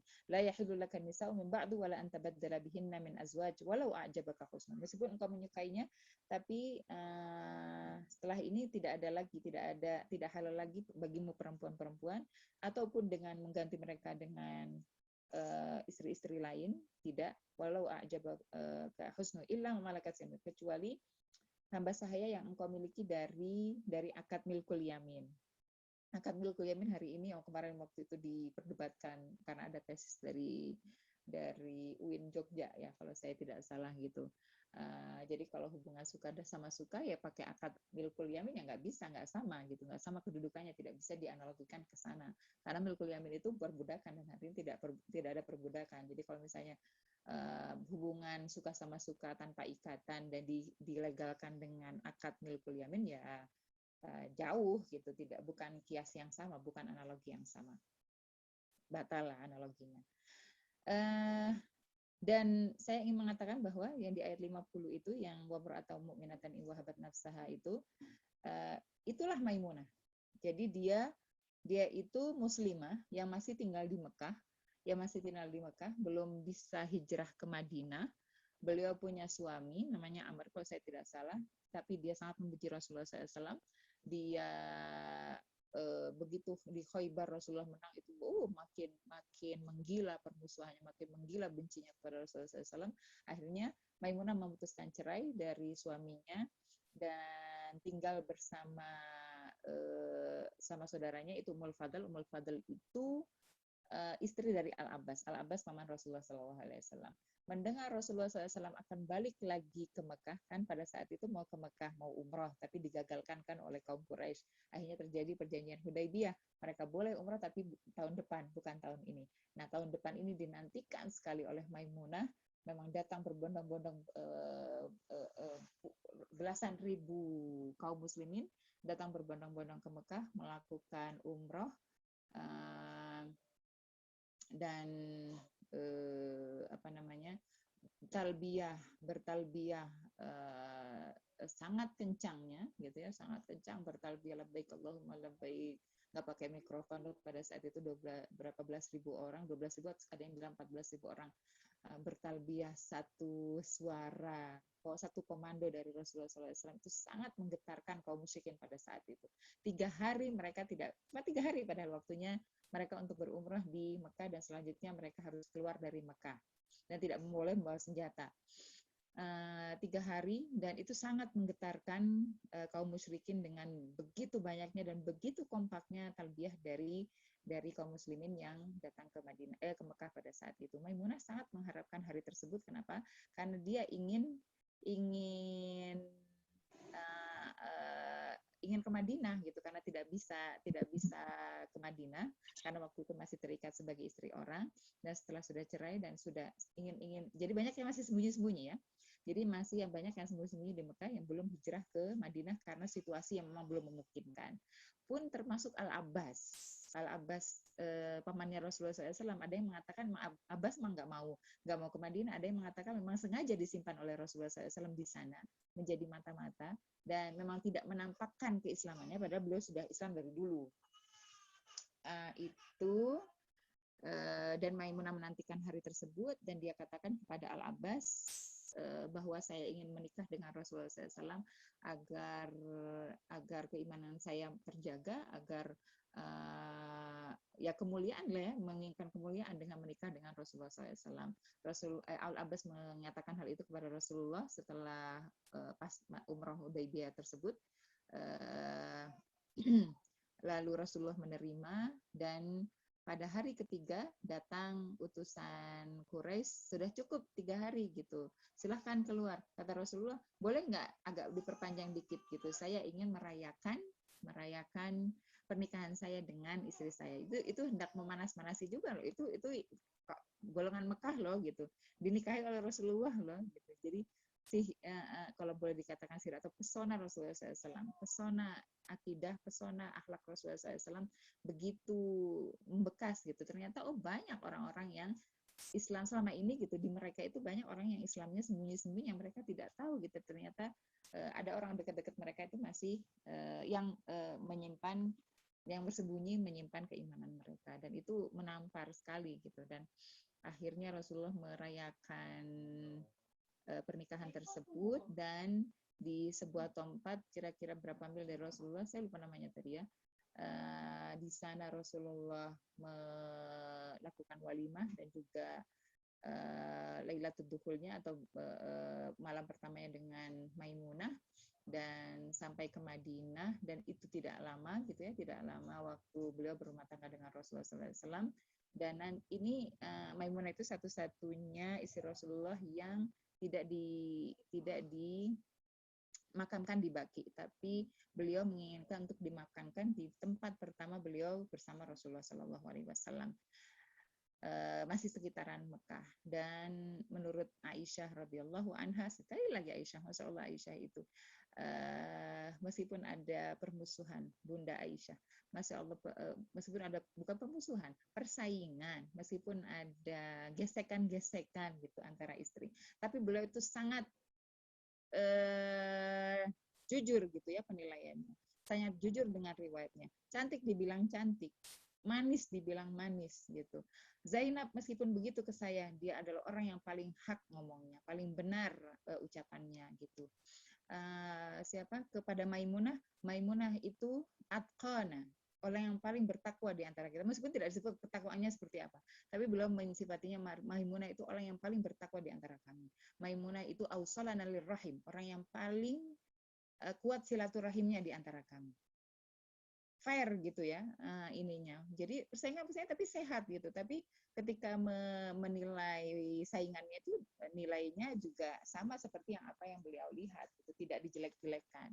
Tidak ada satupun hadis-hadis Aisyah radhiyallahu anha tentang istri-istri Rasul yang jelek isinya. Meskipun gimana pun persaingannya di antara mereka.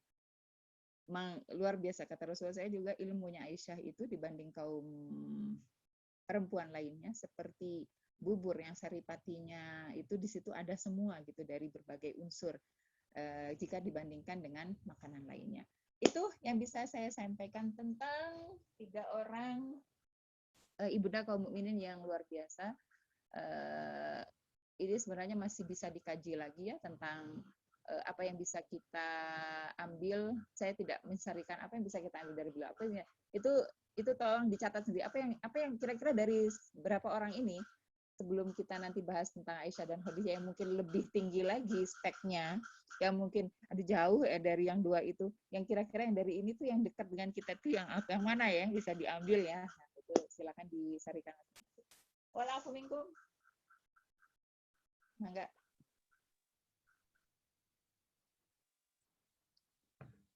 Iya, tadi ada yang bersuara, siapa ya? Halo? Raise hand.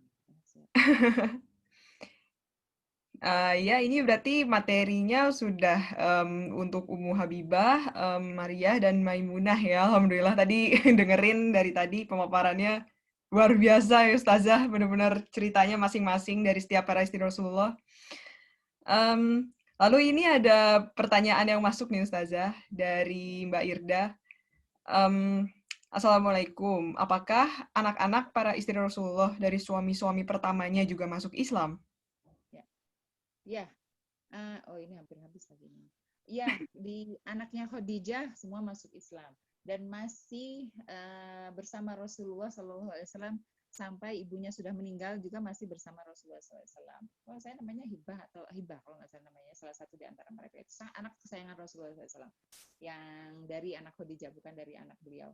Terus anaknya Ummu Salamah juga udah jelas, yaitu dari 4 orang itu semuanya adalah ini yang habisnya. Sebentar. Halo, kedengeran nggak? Halo, iya kedengeran Ustazah. Oh, ya. Ini soalnya HP-nya mau habis baterainya. Anak-anak yang mereka semua, bahkan Rasulullah dari anak-anak bawaan ini, anak-anak bawaan, anak tiri lah ya, anak sambung, itu juga kayak Salamah itu dinikahkan dengan anak bibi beliau, anak bibi yang Umaymah kalau saya tidak salah, Umaymah bintu Abi Thalib. Itu terus jadi nggak ya, jadi ada semuanya diberi, semuanya punya andil di dalam dakwah ini. dan tidak ada satupun yang tidak masuk Islam. Jadi karena juga rata-rata masuk ke mereka itu masih kecil-kecil juga. Jadi didikannya didikan Rasulullah SAW. Amru, Salamah, anaknya Ummu Salamah itu kan yang meriwayatkan hadis yang paling terkenal yang dalam hal bab makan. Nah pada saat itu dia masih kecil. Yang ya gulam samillah wa kul biyaminik wa kul mimma yalik. Hei anak, hei bu, kalau ini jang gitu kalau bahasa Sunda namanya jang. Kalau makan baca bismillah dulu, terus pakai tangan kanan, terus jangan ngambil yang maksudnya itu gitu. Jadi ambillah yang terdekat.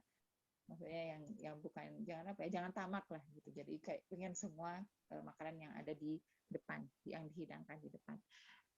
Jadi semua anak-anak pada masuk Islam dan bahkan mereka adalah orang-orang yang punya andil luar biasa gitu dalam sejarah dakwah Islamnya. Iya, Ustazah ini juga nyambung dengan yang sebelumnya tentang apakah semua anaknya itu udah masuk Islam. Ini juga ada yang bertanya nih, seperti tadi kan sebelumnya Raja Najasyi itu Kristen. Nah, kalau menunjuk wali dalam pernikahan itu apakah boleh secara Islam itu maksudnya Raja Najasyi itu saat itu sudah masuk Islam sehingga Nabi minta jadi wali nikah. Itu sebelumnya sudah masuk Islam juga ya berarti Raja Najasyi atau bagaimana? Ya, ini soal keislaman Najasyi ini seperti memang sudah jelas ya, tapi beliau tidak mengiklankannya gitu karena pada saat meninggal pun Rasulullah melakukan sholat gaib. Nggak mungkin dong kalau masih Kristen disolatin gitu. Iya. Nah, salah satu syariat sholat gaib itu dari itu ya, dari ketika meninggalnya Najasyi. Cuma Najasyi tidak mengproklamirkan karena mungkin dia berada di kaumnya yang ya nggak tahu mungkin hitung-hitungannya akan kenapa dan apa saya juga nggak tahu kenapa tidak memproklamirkan keislamannya. Terus kalaupun misalnya beliau belum berislam, tapi mereka adalah kita menilainya jangan pada saat sekarang ketika mayoritas ya. Nah, ketika pada saat itu bisa aja kan Rasulullah menunjuk sahabat yang lain gitu yang mewakili beliau. Tapi kenapa ambil Najasyi? Ya itu tadi itu bentuk penghormatan beliau dan karena beliau juga tidak memusuhi kaum muslimin bahkan jadi kayak memuliakan gitu. Wakili saya dong itu kan menjadi berarti dia percaya kepada saya. Oh berarti strategi Rasulullah itu luar biasa gitu ngambil hatinya. Termasuk nanti Abu Sufyan itu kan pada saat Fathu Makkah, pada saat penaklukan Makkah diambil hatinya siapa yang karena masih sombong gitu loh, masih nggak mau juga masuk Islam padahal dia sudah mengakui di depan Rasulullah sudah mengakui tapi tidak mau asyhadu alla ilaha illallah wa asyhadu anna muhammadar rasulullah. Akhirnya kata Abbas kasih hati gimana kayak caranya biar dia sedikit mereda kesombongannya. Maka beliau katakan, siapa masuk Masjidil Haram dia aman. Siapa masuk rumahnya Mucid itu aman. Siapa yang masuk rumah Abu Sufyan dia aman. Akan diangkat tuh. Wah, berarti saya orang penting nih di hari ini. Yang masuk rumahku adalah orang yang aman yang tidak akan diperangi. Itu cara-cara di antara cara-cara Rasulullah. Apakah bisa kita terapkan sekarang ya? Sepertinya ya kalau ada yang lain kenapa harus mereka ininya sebagai wakilnya, kecuali kalau misalnya raja apa gitu ya untuk biar ada persahabatan antara yang mungkin kalau misalnya mau menyamakan gitu. Tapi kalau tidak di Jerman banyak lah yang muslim yang bisa mewakilkan kita kalau misalnya kita tidak punya wakil dalam pernikahan. Insya Allah lebih banyak pilihan ya Ustazah dibanding pada masa Rasulullah dulu ya. Ya. Iya. Nah, lalu ini mungkin Ustazah sambil clearin sedikit karena ini ada yang masih belum begitu yakin nih. Kalau Rasulullah pada saat memiliki anak Ibrahim itu apakah Rasulullah itu punya anak tanpa menikahi ibunya? Tapi sepertinya sudah ya Ustazah harusnya. Ya, tadi kan di dalam Islam itu Islam itu pengen menghapus perbudakan, tapi juga tidak melarangnya, kan gitu ya. Kan banyak ayat-ayat yang ilama malakat aimanukum. Jadi akad nikah pada saat itu bisa dengan pernikahan biasa, orang merdeka dengan orang merdeka. Kalau dengan perbudakan itu akadnya ya dengan milkul yamin itu gitu. Akad dengan akad perbudakan yang emang dia dibeli atau dihadiahkan atau ini. Tapi bukan berarti gini. kalau pas dihadiahkan berarti boleh dinikmati bersama-sama. Oh, tidak, itu ada larangannya, kayak bukan gini. Saya dikasih hadiah nih kue, ayo makan bareng-bareng, nggak bisa kayak gitu juga gitu. Ada syariatnya di dalam Islam bahwa wala tukrihu fatayatikum alal bigha gitu, nggak boleh memaksa para hamba sahaya untuk melacurkan diri terus kamu ngambil uangnya gitu. Itu nggak boleh meskipun mereka seperti barang, tapi tetap satu sisi ada hal-hal manusia itu yang tetap harus dijaga pada saat itu gitu. Mungkin nggak terlalu bisa kebayang lah ya rasanya di kita pada saat ini gitu. Tapi yang ada itu semua hamba sahaya Rasulullah SAW itu pada betah gitu. Semua hamba sahaya yang terjadi pada saat yang di masa Rasulullah itu nggak ada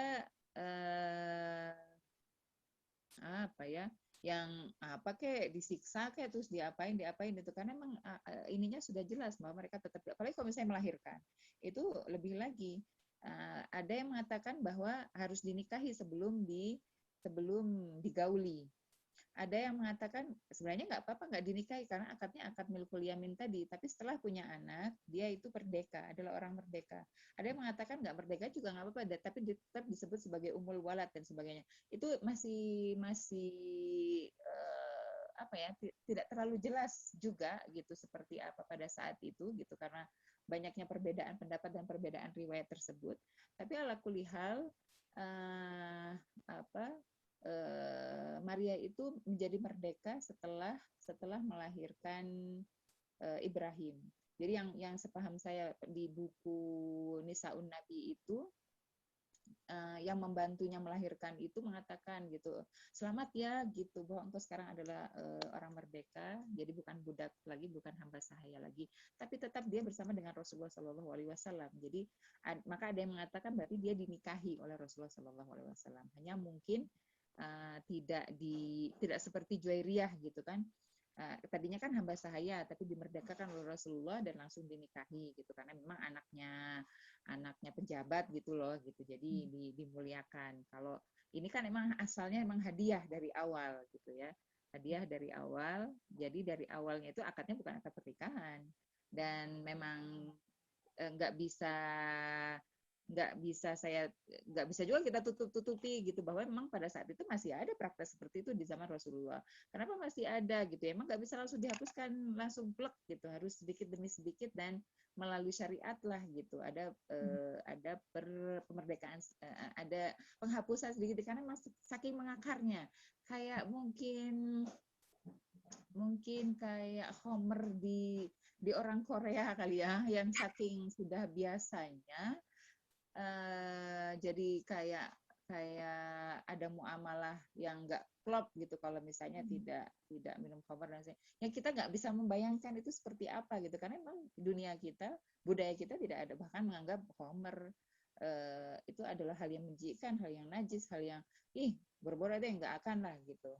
Nggak bisa kita bayangkan mungkin seperti itu gitu. Pun pernikahan Rasulullah dengan Aisyah yang anak kecil misalnya, kita bayangkan kok bisa sih gitu. Pada saat itu bukan hanya Aisyah gitu, banyak gitu, selain Aisyah pun kayak Sofia aja umur 16 tahun itu udah punya 3 suami. Jadi sebelumnya pas umur berapa itu berarti kan masih muda juga gitu, sampai umur 16 tahun aja udah menikah, tikah cerai sampai 3 kali, 2 kali cerai dan ketiganya dengan Rasulullah SAW. Itu jadi praktek-praktek zaman itu gitu yang memang tidak bisa disamakan dengan praktek hari ini, yang sekali lagi kita harus melihatnya di zaman itu gitu. Jadi nggak bisa kita bawa ke alam saat ini, karena memang setiap waktu dan tempat itu fikihnya juga berbeda. Maka fikih hari ini juga banyak sekali hal-hal yang tidak ada di zaman Rasulullah SAW. Itu mungkin, tapi jawabannya gitu ya. Jadi ada perbedaan pendapat, ada yang bilang dinikahi, ada yang bilang tidak dinikahi. Tidak dinikahi pun itu tetap sah, karena akadnya adalah milkul yamin. Gitu. Jadi insya Allah ya Ustazah, karena dikondisikan pasti pada saat itu juga situasinya berbeda dengan di sini ya Ustazah, dan mungkin peraturannya juga bisa jadi berbeda-beda, dan pada waktu itu juga orang-orang pada masa itu juga melihatnya, oh tapi ini sebenarnya masih sah ya gitu Ustazah, jadi sebenarnya ini udah bisa gitu ya seharusnya. Begitu. Iya, kurang lebih seperti itu. Nah, ini terakhir mungkin ya Ustazah sebelum ditutup. Jadi ada yang raise hand nih Ustazah dari Umi Rini. Ini Mbak Rini bukan ya atau siapa nih? Mungkin bisa buka suara? Waalaikumsalam warahmatullahi wabarakatuh. Saya nggak tahu Rini yang mana, emang banyak banget yang namanya Rini. Masya Allah Nama ya, nama pasaran. banyak yang namanya Rini ya. Iya, silakan. Saya eh, saya Rini Zanur. Saya tinggalnya di Delft di Belanda. Oh, Masya Allah. Iya, makanya saya lihat memang ada nama Rini lain juga. Kemarin juga saya ikut kajian juga ada juga yang namanya Rini. Jadi pas dipanggil ini Rini yang mana ya? Makanya saya pakai nama Umi Rini tuh biar nggak sama-sama. Beda, iya. Silahkan ya Umi Rini. Ya, ini Ustazah saya mau nanya ya. Ini udah lama sih saya mikir gitu ya. Kan kita sering tuh dengar dalam kajian juga misalnya ya kita nyontoh eh, istri-istri Rasulullah SAW juga ya, dan bagaimana romantisnya beliau kepada istri-istrinya tuh seringlah kita dengar Rasulullah tuh memanggil Aisyah itu kan dengan panggilan Humairah gitu. Nah yang jadi pertanyaan saya, istri beliau tuh kan banyak gitu ya, tapi yang dicontohin kan yang beken tuh yang cerita ini gitu ya. Nah apakah beliau tuh memanggil istri-istri yang lain tuh kayak kita mungkin secara umum kan sayang gitu ya mungkin ya buat yang punya suami atau apalah gitu. Cuman saya mikir apakah panggilan itu spesial buat Aisyah aja karena memang katanya kan beliau putih cantik ya gitu, masih muda lagi apalagi gitu. Nah, ada nggak dalam riwayat yang Ustazah tahu gitu? Bagaimana beliau memanggil istri-istri yang lain? Saya udah pernah baca buku Sirah sampai habis. Terus ya dengar Ustaz kajian banyak, tapi saya tidak melihat ada panggilan beliau kepada yang lain gitu. Kecuali itu aja yang disebut selalu, ini bagaimana ini dengan Aisyah apa? Iya, tapi kan dalam hati saya, istri Rasulullah itu kan banyak gitu, terus gimana yang lain gitu. Itu sih mungkin Ustazah bisa ini jelasin. Jazakallah khair. Itu aja. Jazakallahu khairan. Ya Ustazah, pertanyaannya lumayan berbeda ya Ustazah. Ya, soalnya saya itu penasaran bertahun-tahun tuh Ustazah, pertanyaan itu saya simpen, cuma saya mikir nanya sama siapa ya enaknya gitu. Nah, beneran kita kan lagi ngomongin ini, jadi insya Allah Ustazah tahu kayaknya. Insya Allah. Kalau baik, maka Aisyah itu tidak hanya Humairah ya, tapi Sukairah sama Rasulullah. Sukairah itu yang little blonde gitu loh, yang rambutnya pirang, isi lucu yang pirang gitu, kayak boneka. Gitu. Dan godain lagi ngomong itu tuh pas pada saat Sofia datang gitu. Gimana ya? Little blonde gitu, gimana? Udah lihat Sofia belum? Cantik kan gitu ya, sengaja banget gitu untuk bikin cemburu, digodain. Nah, sepanjang yang saya tahu, karena yang lain itu pada bawa anak ya, bawa anak masing-masing. Jadi dipanggilnya itu dengan nama anaknya, memang sebagai Iya, Ummu Salamah, ya Ummah Habibah, ya Ummah Salamah gitu. Jadi memang entah mereka yang tidak meriwayatkan apa panggilan khusus Rasulullah kepada mereka, karena mereka tidak seekspresif Aisyah radhiyallahu anha, yang memang diceritakan gitu hal-hal yang seperti itu, bahkan mandinya Rasulullah seperti apa dengan beliau. Kan beliau juga kita tahunya dari cerita Aisyah radhiyallahu anha gitu, bahwa mereka satu bak mandi gitu-gitu, yang mandi bersama apa sebagainya. Itu lebih banyak, dan kita tertolong banget gitu dengan ekspresifnya beliau ini gitu, gimana cara mandi Rasulullah dan sebagainya. Meskipun Ummu Salamah juga mengatakan, saya pernah dicium oleh Rasulullah SAW ketika beliau hendak pergi ke masjid tanpa beliau wudhu lagi. Itu juga diceritakan oleh Ummu Salamah. Hanya mereka memang tidak meriwayatkan apa panggilan Rasulullah SAW kesayangannya ke mereka. Ya kecuali tadi itu sebagai penghormatan adalah ummu ini gitu. Terus bahwa jadi kalau pertanyaannya adalah panggilan, saya juga tidak menemukan panggilan lain kepada selain Aisyah. Tapi Rasulullah juga mengakui, ya Allah, ini yang saya mampu, adil menurut saya yang saya mampu. Tapi soal hati saya tidak bisa, karena memang engkau membagikan untukku demikian ke yang ini gitu, ke yang si cantik ini, si Sukairah, si Humairah ini yang lebih banyak. Itu diakui dalam doa beliau gitu. Aku tidak berdaya dengan apa yang kurasakan. Ini yang bisa kulakukan dari keadilan yang zohir gitu. Tapi hati aku tidak bisa membaginya dengan rata kepada mereka semua. Gitu, Bu. Jadi tidak tahu. Ya Sepertinya udah masih kalau belum gitu 100% nggak apa-apa. terjawab ya, karena masih belum jelas juga. Apa-apa, paling nggak sumbernya lebih Oh, jelas daripada bukan. saya sendiri kan. Iya.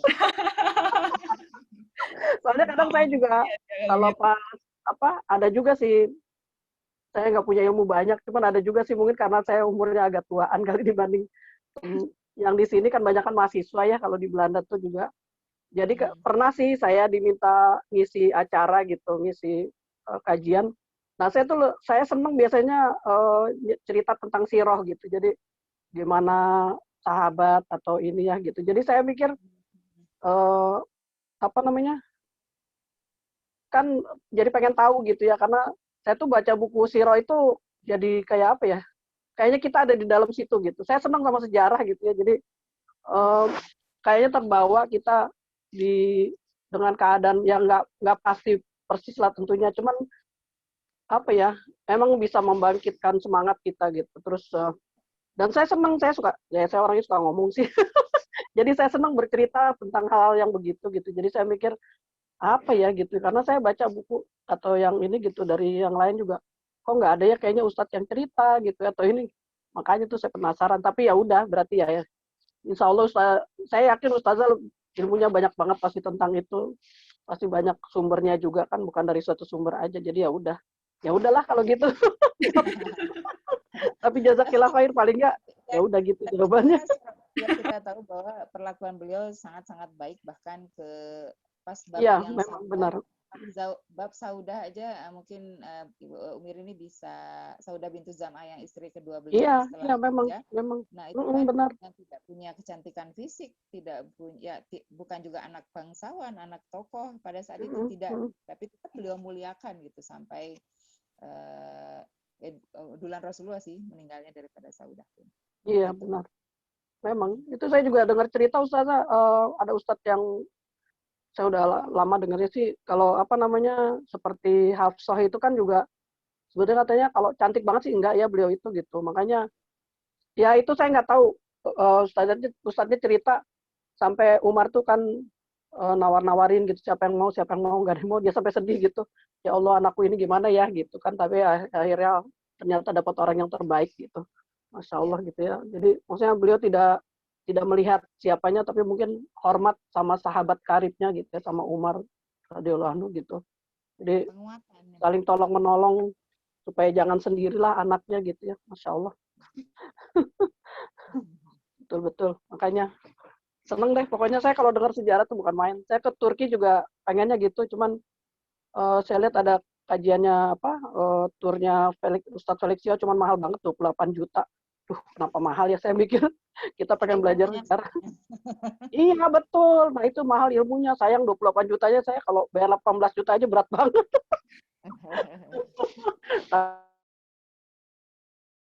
Tapi nggak apa-apa, insya Allah ada jalannya, nanti Allah kasih lah. Saya nggak tahu gimana caranya.